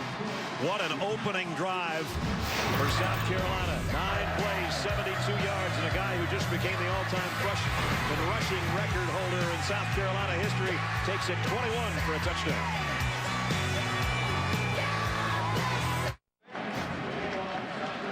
Somebody asked me the other day, is there a true freshman in the country that means more to his team's success than this guy? I said no. He's special. He is. I mean, he's got a maturity about him and a toughness about him that you just don't see from many kids right out of high school. Line drive kick taken at the 15. By DeBose. And look out, he might have another one. He gets it out to midfield and to the 49, in fact, of South Carolina. We're going to update Reese Davis. Reese. All right, Brad, we're going to give you an update from the Oklahoma State-Texas game, and it's not getting any better for the Longhorns. Brandon Weeden sets the school record for passing yards in a season, and he hits the nation's leading receiver, Justin Blackman, 67 yards for the touchdown. It's on ABC at 16-3. Arizona State, which gave Oregon a bunch of troubles, giving Stanford trouble, tied at 7 in the third. And here on the first pass, Brantley might catch his own ball that was tipped up in the air. You should have knocked it down, though. I mean, why catch it when you're falling down and lose yardage? I think he was thinking that the Gamecock underneath him maybe would get his hands on it instead. Here's another look. And it's way up in the air, and everybody's trying to find it. You're right, he could have knocked it down. He was getting undercut by Cliff Matthews a little bit. They're having trouble enough going forward to not go backwards and help him out. Might be the best catch of the night for Florida, though. Brantley flushed out of the pocket, throws incomplete. Hakeem Auguste knocked it away from Deonte Thompson. Florida has run 4 plays in South Carolina territory tonight. Well, he wanted to go down the field. Burton was the underneath receiver, and Brantley kind of got locked in on the deeper guy, and another incompletion for the Gators. At 22-7, you wonder how many times they can even do the change-up at quarterback when this is the guy that gives them the best chance as a passer. But he had it tipped again. And that was Devin Taylor, I think, back in coverage, the defensive end. And now the Bluebirds are out. Just absolutely no rhythm whatsoever for the Florida offense the entire game. They can't make first downs. They can't convert on third down. And Chase Henry is their most utilized offensive guy right now, punting the football.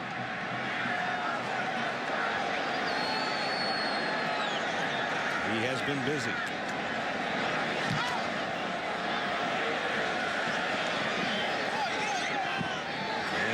This one is going to bounce dead at the 9-yard line. 49-yard kick. 8:55 remaining third quarter. South Carolina with a 22-7 lead.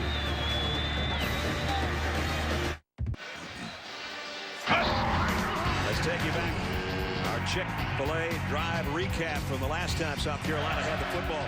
On 3rd and 8, Stephen Garcia bought himself some time, took a shot in the chops, but he delivered a 19-yard strike on that play to get him a first down. Marcus Lattimore headed up the middle, but great vision to cut it outside to pick up a first down. And then number 21 went 21 on a very similar play to the end zone.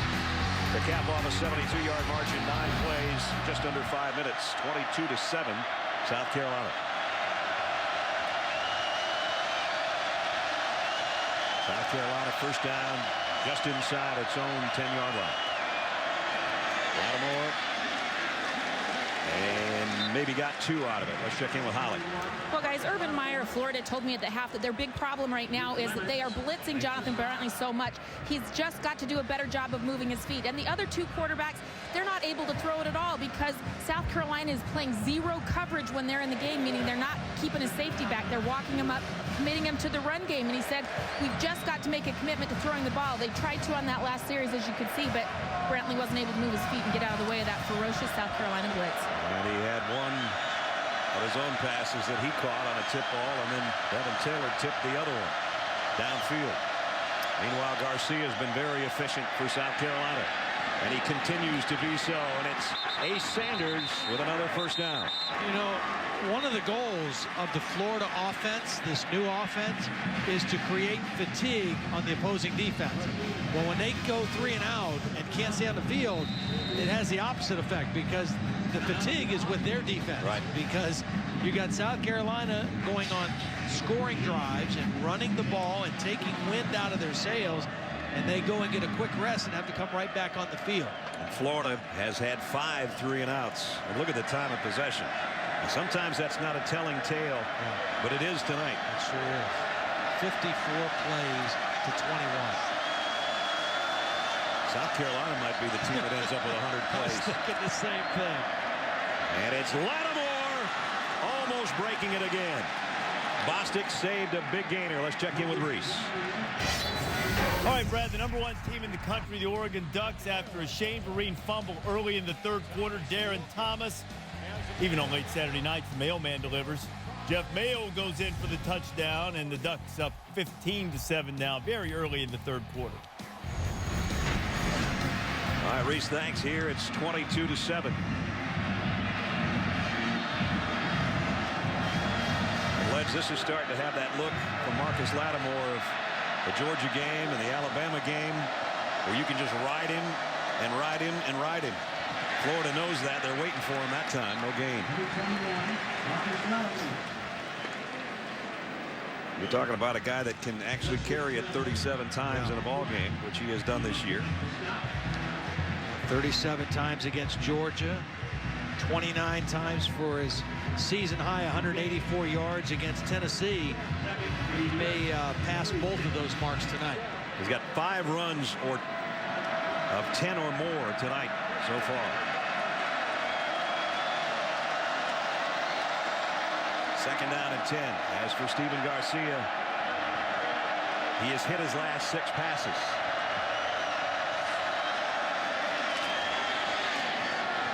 His last 7 passes. Not going to be a first down, though, to Torrey Gurley. Pass complete to number 81. The 41-yard line. Third down coming up.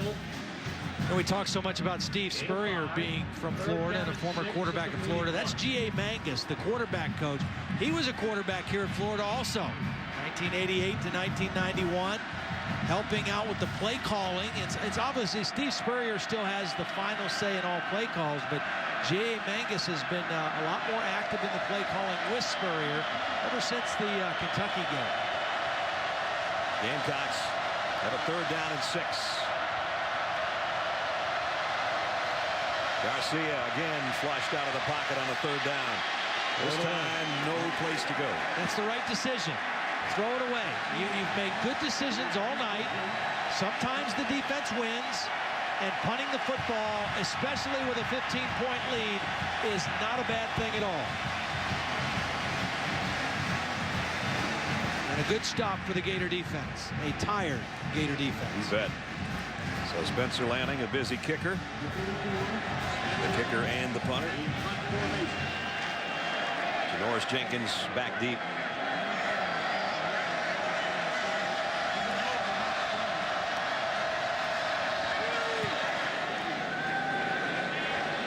Jenkins camps under it at the 14. Got a block, but he's not going to get away from the second wave at about the 20-yard line. 5:10 remaining third quarter. South Carolina sitting on a 22-7 advantage. ESPN's College Football Primetime, brought to you by Chevrolet. Every model is backed by a 100,000-mile, 5-year powertrain limited warranty.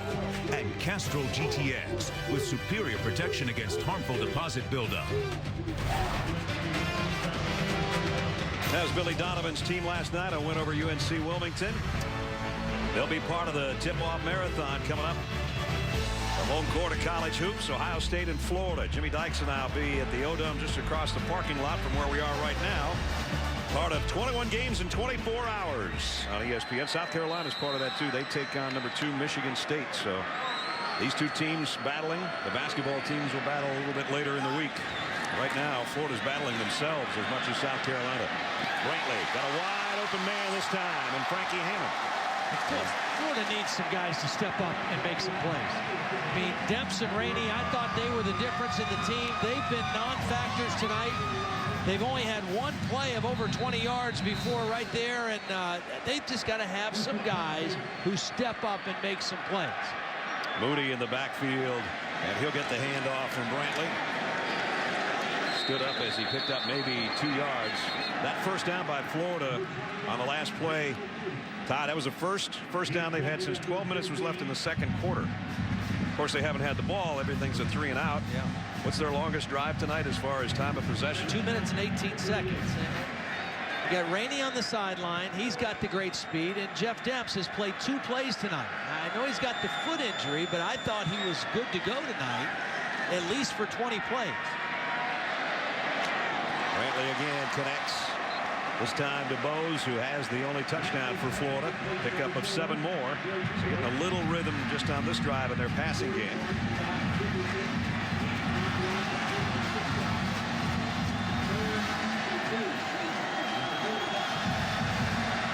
Burton comes in to the backfield to join Brantley. And he'll take this snap. And a quarterback draw all the way. South Carolina knows it. Yeah. I mean, they're locked into it. I mean, when Burton's in, they're not going to throw. So you either have to change up. You either have to throw a curveball. He either has to throw it. They either have to throw the ball to Brantley when he's out as a wideout. You got to do something that they're not clued into. Now they bring in Jordan Reed on a 4th down. So this will be the 3rd guy taking a snap on this series. Need about a yard and a half. And he's at least a run-pass option and a bigger physical runner. And he goes straight ahead, but I don't know. I don't think so. South Carolina doesn't think so. And our line judge, his foot doesn't think so. South Carolina appears they're taking over on downs. They might bring the chains out. No, they're not even going to have to. Matt Moore says first down, South Carolina. Trying a little bit of everything, and somewhat like it was a month ago, nothing's working for Florida.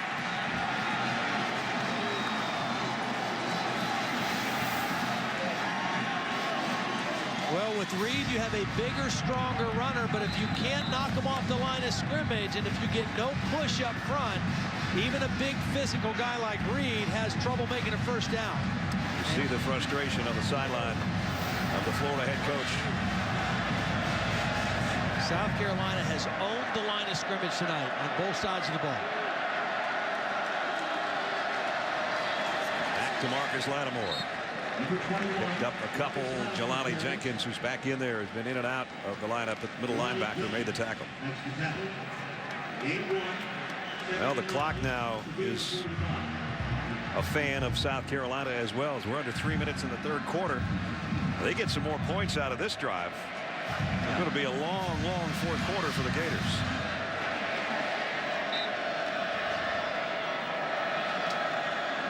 Not only that, but South Carolina's bleeding that clock for all it's worth before they come up to the line.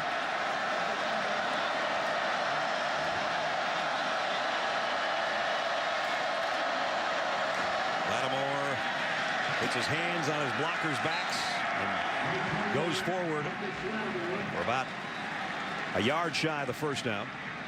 Picked up 7 more, though. He's starting to rack up some numbers now. Well, you can't say enough about this offensive line and Patrick DeMarco. Whether he lines up as a tight end or a fullback, he's usually leading the play. And they are really owning the line of scrimmage. We talked about the 37 carry game. I'm not so sure we're not going to see a 40 carry game by number 21. 30 for 150 right now.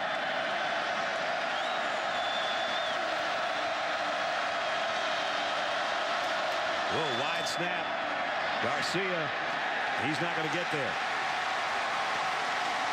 It's the second time we've seen that happen to South Carolina. Kind of a wasted play because of a bad snap.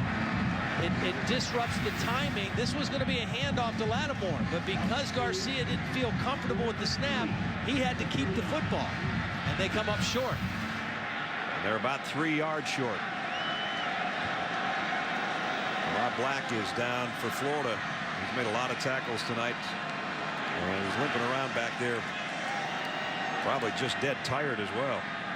That Florida defense has seemingly been out there all night. Meanwhile, a decision here coming up for South Carolina.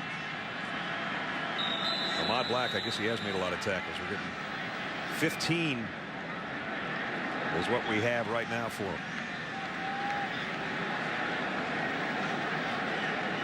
Part snap. Delay game. Offense. 5-yard penalty from the previous spot. 4th down. So talk about bleeding the clock in between plays. Bleeded all the way down on a 4th down. And what appears to be a punting situation for South Carolina, 4th and long. And again, this is Steve Spurrier realizing what the strength of my team is tonight. My defense has totally throttled this Florida offense. So even though we're on their side of the 50, we'll just go ahead and punt the football, try to pin them deep, and let our defense continue to hold the ground.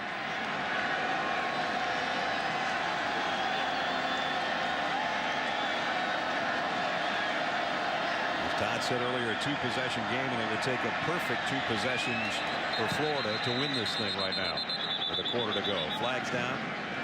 Another delay of game, I think. Flag on the play.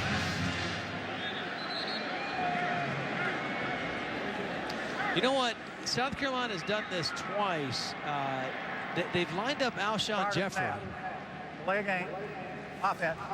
5-yard penalty. Previous spot. Remains 4th down. 2 times they've had Alshon Jeffrey as the outside guy, like the gunner, just to see if Florida was going to cover him or not. And then when they had a guy out there on him, he runs off and somebody else runs on the field to make the play. So they're just trying to see. The old ball coach got a little trick up his sleeve if they don't cover number 1. Now Spencer Lanning kicks straight away. Bounces at the 2, and it made it to the end zone. So 43 seconds left in the 3rd quarter as Florida gets the football back. Chris Berman and the guys will have a lot of footballs flying around on ESPN's 2-hour Sunday NFL pregame show tomorrow. You get all the news, the latest updates from stadiums around the league, right up until kickoff. Sunday NFL Countdown is presented by IBM. Tomorrow morning, 11 a.m. Eastern Time with Boomer and the guys. Stephen Garcia, no mistakes made tonight. Marcus Lattimore, another huge night for the sensational freshman who's closing in on a 1,000-yard season in this particular game, as a matter of fact. Well, Jeff Demps on the field. Again, only 2 plays prior to this play. I think Demps and Rainey have to become a factor in this game if Florida wants to have a chance. Here he's seeing his quarterback have another pass batted down to the line of scrimmage. This one by Devin Taylor. So that's 2. Taylor's had 1 at the line of scrimmage and 1 dropping back in coverage, basically as an outside linebacker. Well, he's 6'7", 250 pounds. He's got a huge wingspan. So even when he can't get to the quarterback for a sack, he's going to get his hands in the passing lane. And of course, against Tennessee, got his hands in the passing lane and took it to the end zone the other way on an interception. Brantley tipped and intercepted.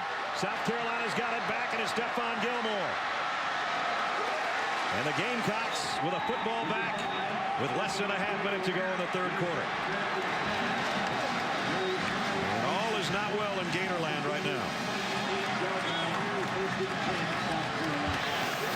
Well, back-to-back tip passes. One by South Carolina, this one by his own guy. The intended receiver, Carl Moore, tips the ball up in the air.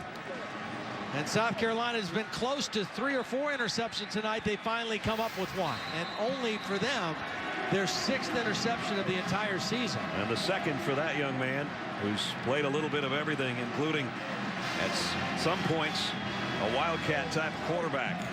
There he knew what to do with it after he intercepted it. He got it back to the 28-yard line. And the offense back to work. Probably number 21 next. Here's Lattimore. Cuts outside. Got some room. He's got almost 20 more before they can bring him down. And again, watch Patrick DeMarco on the replay, number 47, leading the play. I mean, this is old school hard-nosed football. Fullback I formation. He knocks the end guy out of the way and opens up a lot of green grass for a great runner. And then you got a wide receiver, Jason Barnes, blocking downfield.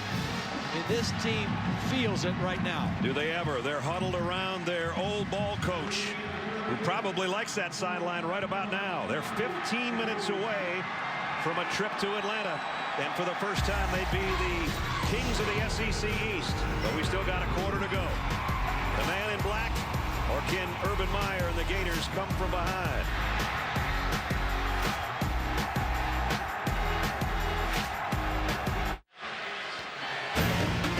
The SEC on ESPN. In this case, the SEC East title on the line on ESPN in the next 15 minutes. There's the scoring by quarters. South Carolina with a 22-7 lead as we head into the fourth and final stanza.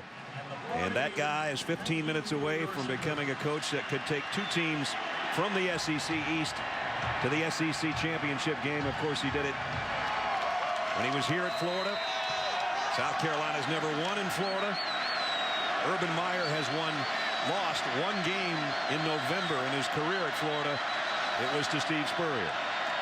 Marcus Lattimore on his 32nd carry of the night. 21, Marcus Lattimore. And up to 162 yards on the night and 922 on the season.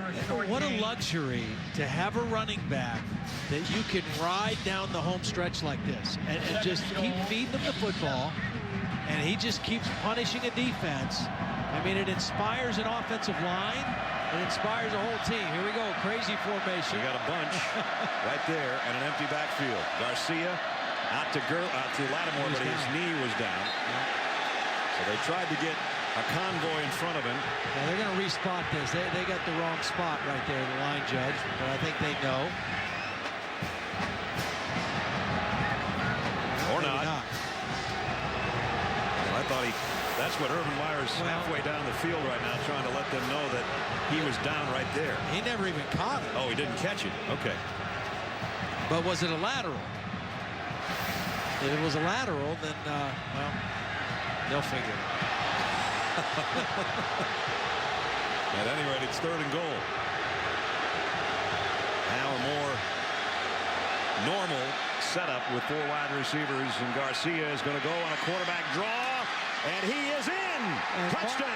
And Marcus Lattimore, who's been the workhorse, got the key block. Garcia from 8 yards out, his 5th rushing touchdown of the year. You want a guy who can do it all for you? Watch Marcus Lattimore with the great block on Edwards right there in the middle of the play, and Garcia right behind him to the end zone. And then a little woofing from Gilmore at the end.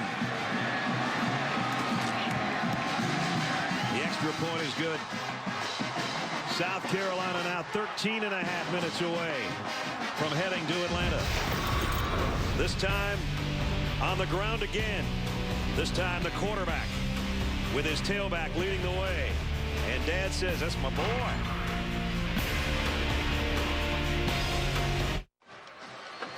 South Carolina looking for its 3rd win against a ranked opponent this year, including at the time top-ranked Alabama. And now they've got number 22 Florida in a 22-point hole.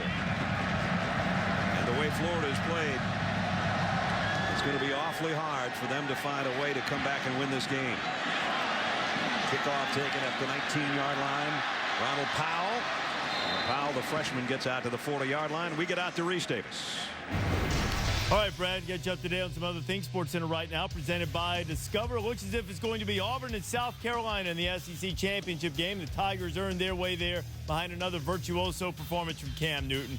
49-31. Newton threw for 148, ran for 151. Oregon, meanwhile, is in a tussle. Darren Thomas had the ball knocked away by Derek Hill of Cal. Recovered for the touchdown. 2-point Duck lead. Brantley back to throw. He's going to have to take off with it. And got 3 yards. If you're wondering how long it's been since Florida scored, about 46.5 minutes, I think, somewhere in there. They scored in the first 12 seconds of the ball game. They haven't scored since, and they need a lot of scores now with 13 and change remaining in the football game. Here's a quick opening draw to Rainey, and Rainey, look out. He didn't get the corner, but there's too many Gamecocks there. He does get a nice gain, one of the biggest gains of the night. In fact, it is the biggest gain of the night, 25 yards for Florida. That's what had come back to this offense the last 2 weeks before tonight. They'd had 10 plays of 20-plus yards against Georgia and Vanderbilt, but they have been very few and far between tonight. Brantley set to throw on first down, and he's got a man wide open out on the flat, and it's Burton, and Burton hurdles one defender and then gets cut down, but he got a first down. And Florida's got its deepest penetration of the nights. Now, there's got to be a sense of urgency. I know they're a hurry-up, no-huddle now. They got to keep that going. Nice athletic play by Burton. They're in scoring territory, and they've got to think about scoring quickly and often. Rainey and Burton flanking Brantley on another first down. Brantley fires, almost picked off by C.C. Whitlock, who had his hands on it at the goal line. Yeah, really an overthrown ball, and really no pressure on Brantley this time. That ball just sailed on him, and very lucky Whitlock didn't make the play. Jordan Reed comes in. Brantley goes out. Again, different than Burton because he can't throw the football. Well, he's not going to get a chance to. He is stood up by Antonio Allen, the outside linebacker, and a loss of 4. Take a look at the red zone brought to you by Verizon. Florida this year. In their wins, they've been great. In their losses, not very good at all. And in this case, they just went from deeper in the red zone to right back where it starts at the 20-yard line.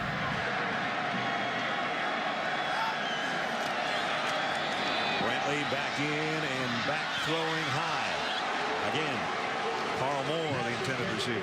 Now, part of this, I got to be honest with you, as a former quarterback, and the fans are booing John Brantley for a couple overthrows. It's hard to be in a rhythm as a passer when you're in the game, out of the game, on the sideline, on the field, out at wide receiver, off the field. I mean, it's a difficult thing that John Brantley, the situation that he's in right now, he's a passer. And this is really tough. Florida hasn't converted a third down all night. How about fourth? And it's Devin Taylor.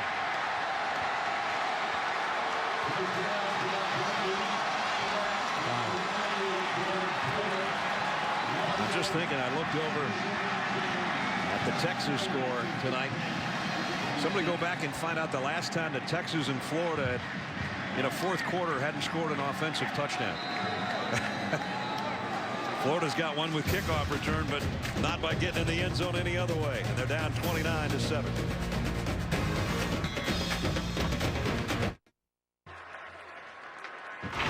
ESPN's College Football Primetime is presented by Hampton Hotels. At Hampton, we love having you here. And in part by Dr. Pepper. There's nothing like a pepper. 29-7, 11:40 remaining. Our college football primetime presented by Hampton Hotels. Brad Nessler, Todd Blackledge, Holly Rowe. And right now, South Carolina in control. And it appears heading to Atlanta to play Auburn for the second time this year. And let's go down to Holly. Well, I'm with the gentleman, Danny Werfel, who many say was the last quarterback Steve Spurrier truly liked. But this is the first time you've seen Coach Spurrier here in the Swamp coaching for someone else. What was that like for you? Yeah, I'm used to him being on this sideline wearing orange and blue. That's what I'm used to. So it's very awkward to see him over there. But he's certainly done a great job of getting his guys ready to play tonight, and they're being very effective. You had a warm embrace with him and a chat before the game. What did you guys say? Actually, he asked me if I exercised this morning. You know, he's always wanting to make sure his guys are in shape, eating healthy. So, no, we just visited, and it's great to be around him. What's something about Coach Spurrier that helped you as a young man be the guy you are today? Well, I mean, he was the ultimate coach. I mean, he goes by the old ball coach, and he taught you how to be precise but also be flexible. And on the field, we had so many great memories on this one and many others We watched some of us guys last night, the Sugar Bowl, when we won the national championship. And so we share so many great memories. It's great to still be friends.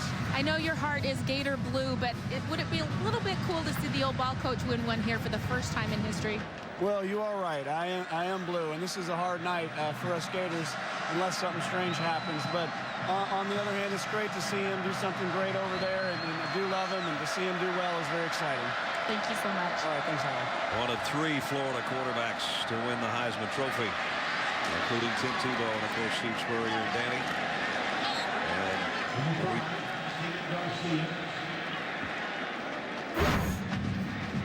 Todd, you were part of that down there before the game. Yeah, it's Danny's right. I mean, that's the first thing Steve asked him. Did you work out? And Danny was right on time. Yeah, I rode the bike and I played tennis, and I had a really good workout, Coach. You know, Steve's been asked about this so much over the course of years. Of course, it's been 9 years since he was here, and he tried to explain that to us. And, you know, he said, we don't want to make a big deal about it. And I said, well, Coach, we're going to, because that's our job. Well, I know, Bradley, I know you got to do that. But, you know, he said, when I'm all done, I'm always going to be a Gator, and I'm always going to bleed, you know, orange and blue. But I've been at South Carolina now for 6 years, and we never done anything this special. So what is going to happen is, if indeed this holds, and right now you just look at Florida and go, I don't see how they can possibly get back in the ball game. But it is going to be special, and it's going to be one of those deals, and I think it will be a lot different than Nick Saban. You know, Nick won it. SEC championship at LSU, and then he subsequently went to the pros, and then he came back and went to Alabama. But there's something about Steve having been, this is his alma mater, this is his home field, this is his Heisman Trophy, and then the Ring of Honor and everything. So it is kind of a cool deal when it's going to happen for him. It is, and you know what? Even though he told us he doesn't want his guys talking about how big it is, he knows it is. He just wanted his guys to play loose and play with poise. And so he didn't want them to put too much pressure on themselves about how big of a game it is. But everybody knows how big of a game it was for him and for everybody in South Carolina. And South Carolina still fired up, even on their punt coverage. They get down there. No return for Florida. Will return with 9:10 to go. That Heisman Trophy, the Ring of Honor, and now maybe as a Gamecock going to Atlanta as the head ball coach.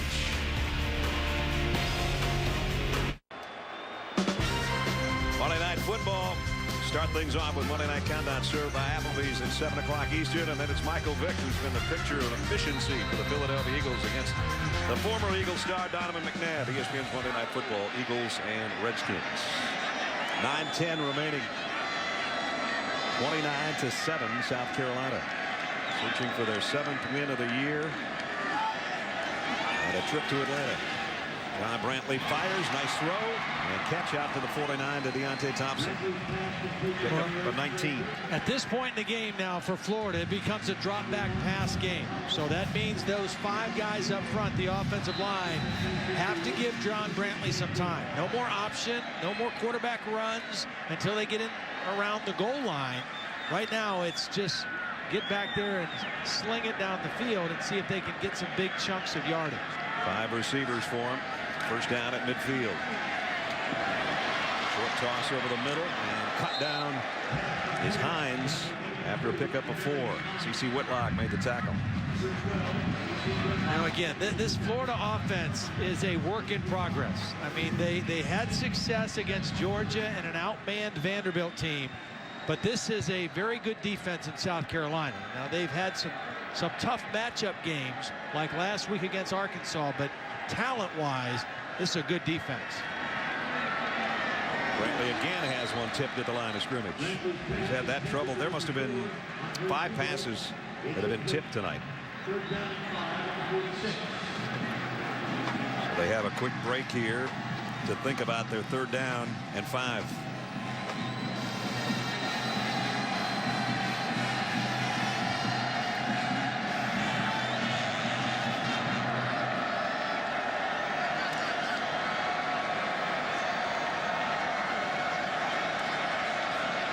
Clock ticking down, but the game clock not moving until the snap.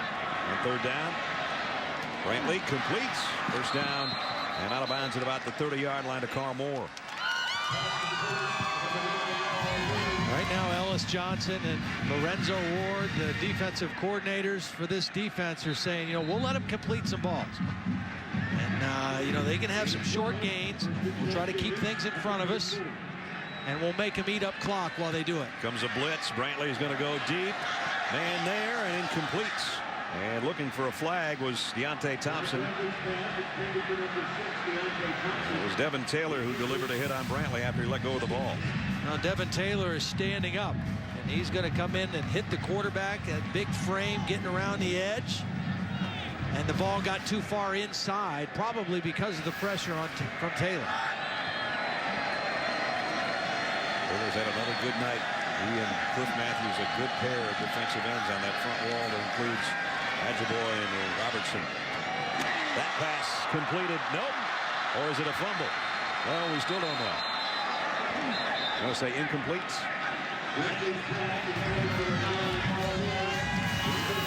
Moore had his hands on it. He took a big shot from Devontae Holloman. Now, when a wide receiver has to extend like that for the ball over the middle, you try to avoid that if you're a quarterback, because there's a safety waiting there to do exactly what Holloman did. Hit that guy right around the rib cage. Brantley, here's big pressure again, trying to get a middle screen. Got it to Burton. Burton not going to get to the first down marker, though. Boy, South Carolina put the heat on so bad, even the play that might have been the right call was hurried so bad that it didn't turn out very well. Now, linebackers blitzing on that play, Dickerson and Antonio Allen. So forced to go here to try to get something happening. 4th down and 2. Jordan Reed in again. They was in on the last 4th down play. This time he drops back and throws out. A good throw out to Rainey. Rainey down the sideline. Touchdown, Florida. Now there's the speed that Todd was talking about, that they've been able to utilize since he came back from suspension, but he really hadn't done much until that play. Well, it was well designed and well executed by Jordan Reed. Watch him fake the run, a la Tim Tebow. Show run, step off the line of scrimmage and throw it, and Rainey was out there by himself.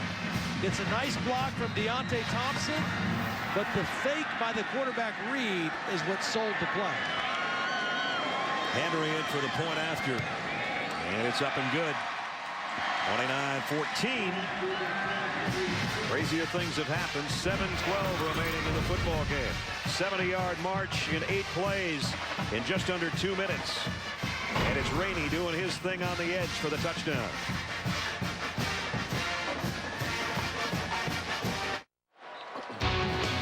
Just 2 races left in the chase.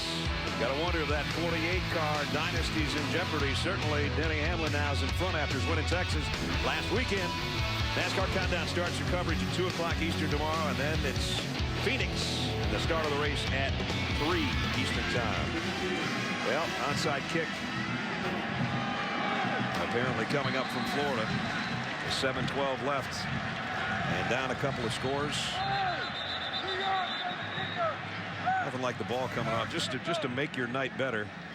The element of surprise, if there was any, just went away. So Bruss to try an onside kick.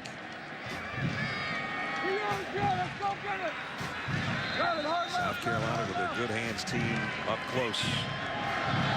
Now they decide to line drive and kick it away. So it won't be an onside, and it will make the end zone, and it will put South Carolina at the 20-yard line after we check in with Reese Davis. Brad, we've got a Dr. Pepper SEC studio update on ESPN2. Mississippi State and Alabama tied up 20-3. Julio Jones with a 56-yard touchdown run on the end around. Tide went up 30-3. State's had a touchdown. 4 and change left to go on ESPN2. Alabama up 30-10. Well, Alabama's so tough at home. I thought that game might be a little bit closer, but still Mississippi State's had, as you said, a heck of a year. Auburn, even though they're going to the SEC championship game, they've got to go to Tuscaloosa before they go to Atlanta. South Carolina just 7 minutes away from joining Auburn in Atlanta in the SEC title game the first weekend of December, and we saw the first go-around between the two teams this year. Well, Steven Garcia in that game played really well for 3 quarters. And then in the 4th quarter, he tried to make some things happen. He fumbled twice. Steve Spurrier pulled him in favor of Connor Shaw. But he's played well tonight. That is their first timeout for the second There's half. what happened in the first game. That will be a 30-second Cam Newton timeout. just doing basically what he has done all year and has continued to do in the victory over Georgia today, as he had 2 touchdowns running and 176 yards and 3 touchdowns on the ground. Alshon Jeffrey had a big game, and it was close, as Todd said, to the 4th quarter. You know, talk around here and around all of college football has been about Cameron Newton. And, of course, he started his college career here and then transferred when Tim Tebow decided to stay, went to junior college and then on to Auburn. All that talk all week long. We did talk to Jeremy Foley yesterday, athletic director of Florida, and said, has there been anybody that wanted to talk to you about the situation? And he just flat out, nope. Yeah. There wasn't anything. So there hasn't been anything around Florida as far as that whole deal is concerned. Yeah, it's a strange story. You know, obviously the kid was able to put it behind him and played well again today. And the folks at Auburn, you know, you got to believe they've done their due diligence on this whole thing and making the decision to play him. But there are a lot of stories out there, and it's certainly we're a long way from the thing being resolved, I think. It's kind of it's a sad deal in either case. If there's something to it, it's sad for college football. If there isn't anything to it, it's sad that Cam's got to go through this when he's having, you know, one of the most sensational seasons we've had by one individual in a long time. I think we're going to have a face mask call on that Personal last round. foul, face mask. Number 40 of the defense, 15-yard penalty from the previous spot, automatic first down. So it's almost like you can give Marcus Lattimore 15 more yards, though it doesn't go to his rushing total. But he's the guy that was face masked, and he's got it straightened out, and he's got his game straightened out. A couple of games when he was injured, South Carolina looks nothing like they do when this guy's running full blast. Well, there wasn't much to that one, unless I missed something in there. But at any rate, South Carolina's got it out to the 41-yard line.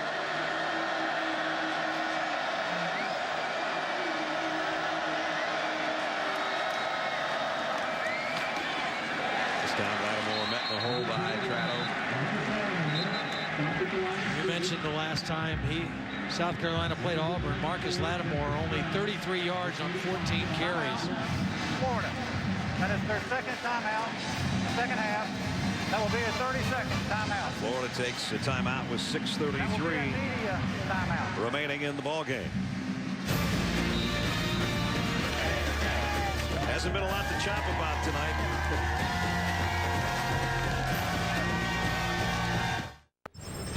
Reese Davis with you in the studio. Got a nightcap coming your way. Vitala and Nevada, that powerful pistol offense, squaring off against Fresno State. Nevada ranked. Boise State still ahead. They have to deal with the Dogs tonight.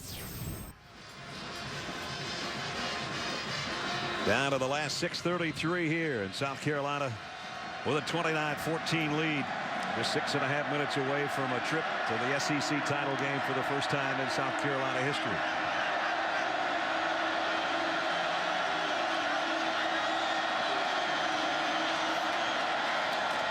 Lattimore again, and Marcus got about 3 more. Holly? Well, guys, what makes this performance even more special for South Carolina is that 11 of the 22 starters in this game are from South Carolina.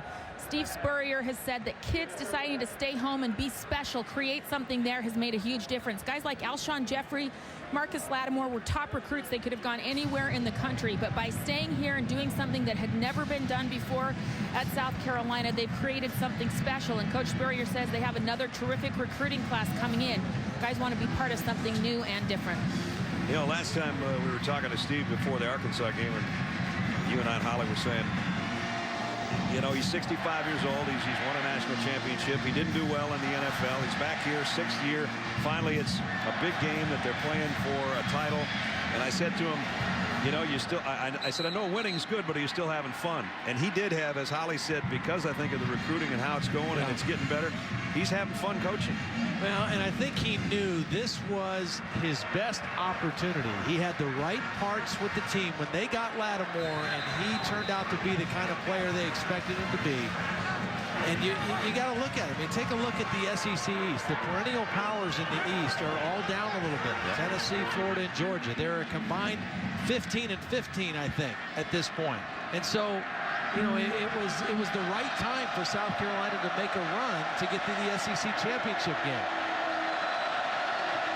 3rd down and 7. Garcia going to get rid of it down the sideline. Ooh, that could have been costly. Trying to get it to Alshon Jeffrey. That's one of those things where he tried to make a play when there wasn't a play. We saw him throw it away earlier in the game. Probably should have thrown that one away as well. We got a legal man downfield.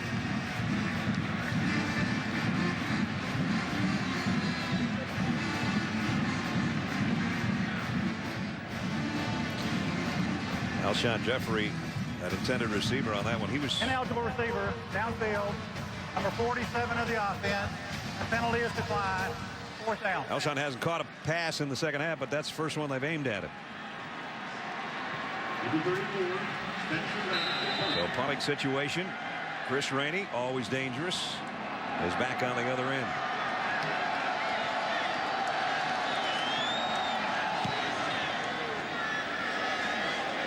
Try to keep it away from him at all possible, and he's going to take it on a hop. Oh boy, sometimes broken plays like this can be big. I don't think this is going to be one of them. Just a 3-yard return. So South Carolina kept the speedy guy in check on the punt return. As we take a look at our All-State good hands play of the game. Yeah, we're going to give it to a defensive team, and the tip ball that was intercepted off the hands of Carl Moore into the hands of Stephon Gilmore. And right now, the game back in the hands of the South Carolina defense. They've got to lock it down here. Florida scored a touchdown their last possession, and time to refocus right now for the South Carolina defense. Brantley will have 5 guys out there to throw it to. Florida is out of timeouts. Brantley, well, that one should have been caught by Deontay Thompson and wasn't.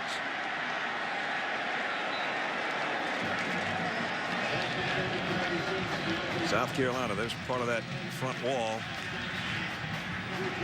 Yeah. 175 yards tonight is all they've allowed. We saw him absolutely get torched for over 300 yards passing by Ryan Mallett a week ago. What a difference a week makes if you're a South Carolina defensive player. Brantley on 2nd down and 10. We're under 6 minutes. Crossing pattern, got it complete, and it's going to be a 1st down to Hines. A pickup of 11. So they'll stop the clock to move the chains. Florida's going to get up to that line as quickly as possible so they can save every second. They need a couple of scores, and they don't have any timeouts to work with. Now they are using up some valuable seconds.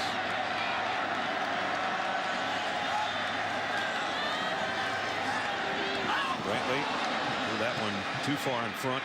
Gilmore almost had another interception.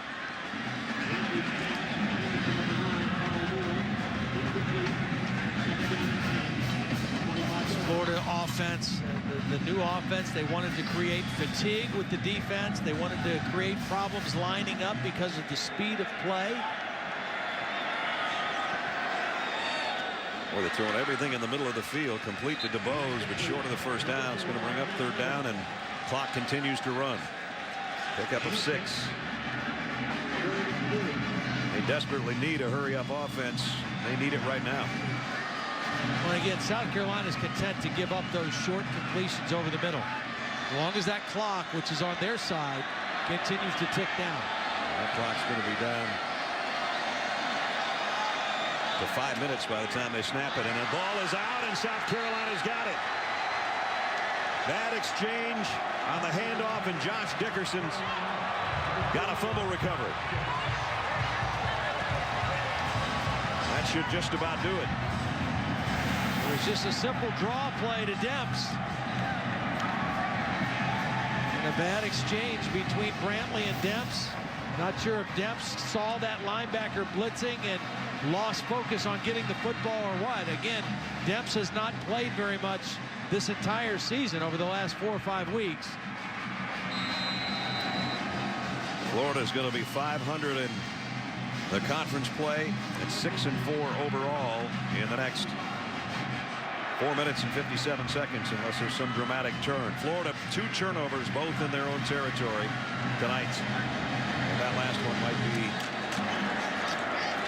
the final thing that's going to go wrong for him tonight. While Marcus Lattimore continues a career high in carries. That's 39, I think, on the night. And he's closing in on 200 yards. So we guessed way back that he might end up with a 40 carry night and maybe a couple hundred yards. He's going to be close on both of these. There is no place like the Georgia Dome and a scene for the SEC championship. And one team may or may not be undefeated. Obviously, South Carolina won't be, but they don't mind that right now. They just want the chance to win a title. And it is a career high night right now for Marcus Lattimore on those 39 carries, 185 yards. And here comes number 40. And there goes Marcus Lattimore to the 10-yard line, and wisely gets down and stays in bounds and lets the clock run. And now that trip to Atlanta did take a detour to Gainesville, but now they get to go back to Columbia, and then they will get to Atlanta. Perfect triangle there. And it's not a Bermuda triangle. It'll be the Steve Spurrier triangle and the Marcus Lattimore triangle, and 197 yards on 40 carries. So we guessed 40 and 200, and we're pretty close. He might get a seat first class on the way home, too. It could be. What a night for the young fella.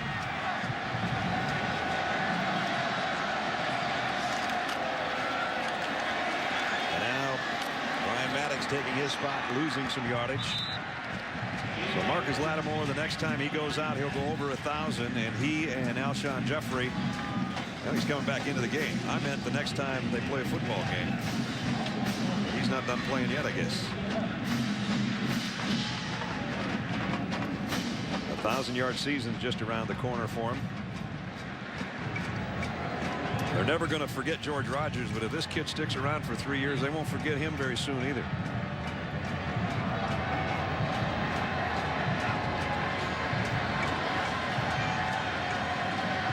Second down and goal at the 11-yard line.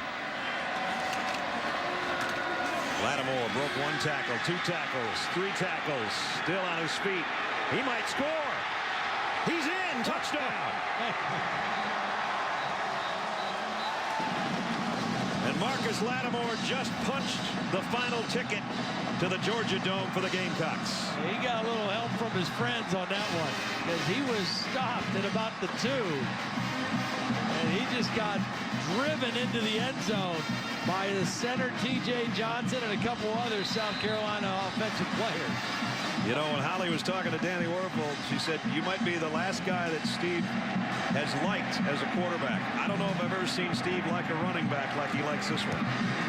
Extra point is good. Well, it now is a dominating performance for the Gamecocks' first win ever in Gainesville, and this is the capper for number 21. Well, DeMarco with a block, 2 bad tackles by the Gators, and then watch the end, just the surge. T.J. Johnson was behind him, grabbed him, and just pulled him into the end zone, and then other guys push him from the front. But this guy has been spectacular tonight. I didn't think when you and I watched the Georgia game that I would see a better performance out of him. We just did tonight.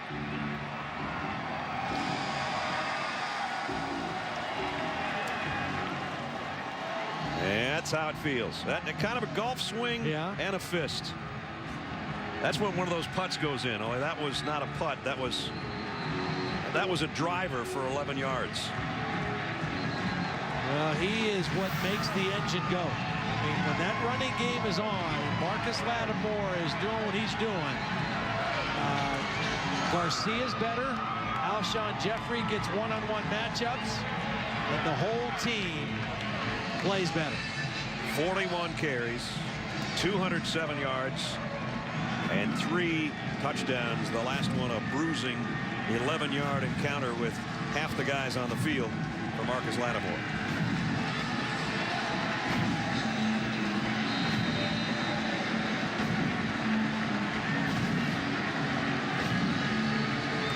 Jay Wooten on a kickoff. There are no more answers for Florida tonight as they're getting routed here on their home field.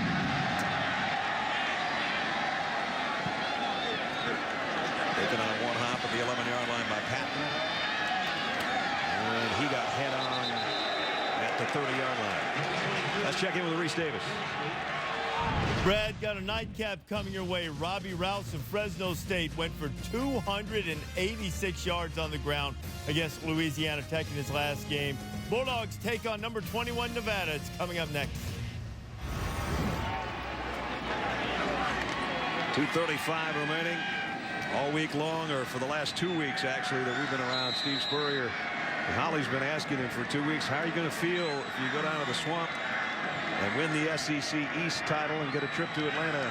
He kept saying, I'm not going to answer that until that situation arises. It's about to arise. I hope Holly gets a chance to ask him one more time. And you know she will.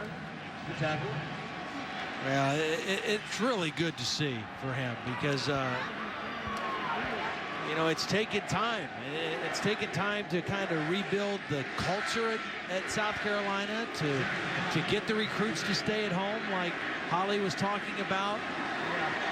And really to get to Atlanta now, whether they win or not, will enhance their recruiting from this point on. No doubt. In-state particularly. Speaking of in-state, I mean, you know, they don't go to Atlanta next week. I mean, they still got two games. They got to play Troy next week at home, and then they travel to Clemson at the end of the year. That's a big rival. Their in-state rival game. But this one locks up what they were looking for. Reed fires down the middle, incomplete.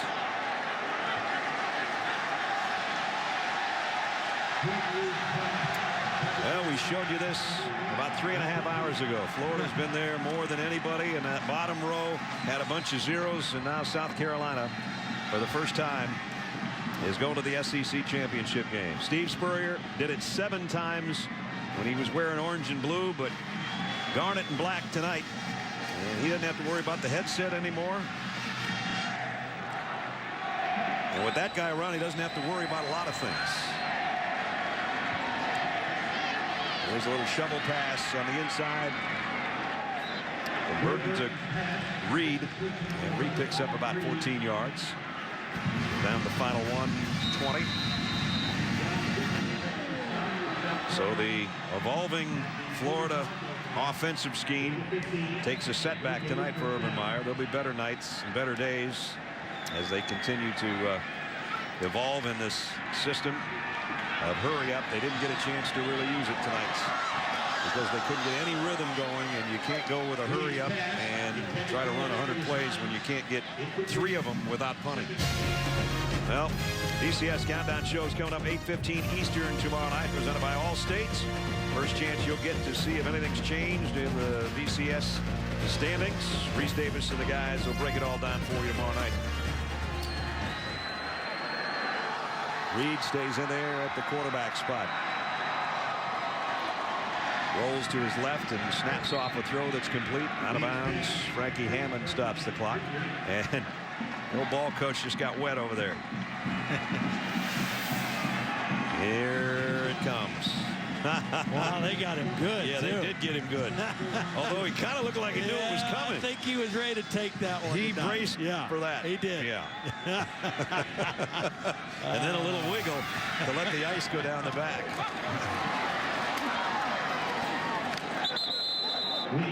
Frankie Hammond with the completion, but Steve Spurrier taking South Carolina where they've never been before and helping South Carolina get rid of an 0 for 12 trip to Gainesville that's been hanging over their head. So that's another one you don't have to think about. You don't have to bring that up every time they play here.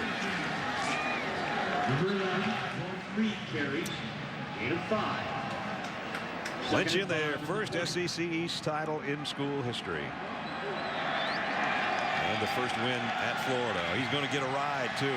Not only did he get doused, he's like, wait a minute, guys, there's a couple plays left. Well, premature on the lift. He goes, oh, wait a minute, we don't want to do that anyway. You just about hear what he's saying down there. They may not listen to him, though. Well, this is going to be a special trip home for Steve and his staff and the team, his wife Jerry.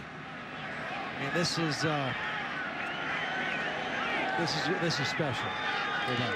South Carolina had the ball almost 41 minutes tonight. They only had 4 penalties. They had no turnovers.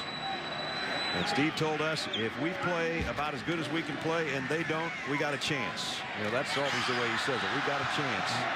They had more than a chance. They came prepared, and they carried out the game plan almost perfectly. And Florida struggled all night long and are going to lose it 36-14 unless they score in the last play here. Well, you saw him, that little exchange with Steven Garcia. You know, not only is Spurrier coming home, Garcia is one of 18 players on the South Carolina roster from the state of Florida. So extra sweet for a lot of those Gamecocks on that sideline. Yep. South Carolina blitzing on the last play of the ball game, and it pays off. And now the celebration can begin. And now if they're going to give him a lift, they might as well give him a lift. He's been carried off this field before wearing different colors. Tonight, as a head coach of South Carolina, he wins the SEC East, and the Gamecocks are heading to Atlanta. Congratulations to Steve Spurrier in South Carolina.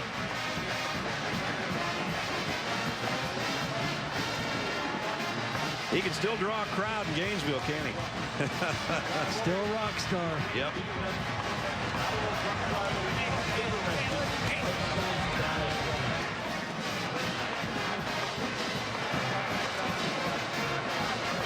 Well, let's go down, as Steve would say, to Holly.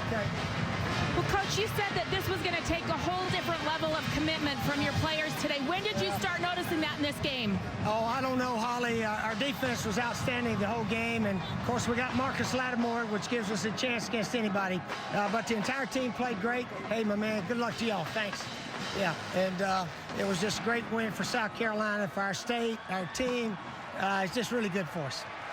You've had some pretty big moments here in the Swamp, Coach. How does this rate up there with those? Well, it's a good one. It's a good one for me at University of South Carolina. For us to win our first ever division and win it down here is sort of ironic, but that's how it happened. And we were blessed. God smiled on the Gamecocks tonight, that's for sure. Thank you, Coach. A happy Steve Spurrier. A happy flock of Gamecocks. They win it 36-14 is the final score. Stay tuned. Coming up next on ESPN, college football, Nevada and Fresno State. The old ball coach comes back to the old stomping grounds and wins it going away. This has been a presentation of ESPN, the worldwide leader in sports. For Todd and Holly and our entire crew, Brad Nessler saying good night from Gainesville as we go out to Todd Harris in Fresno.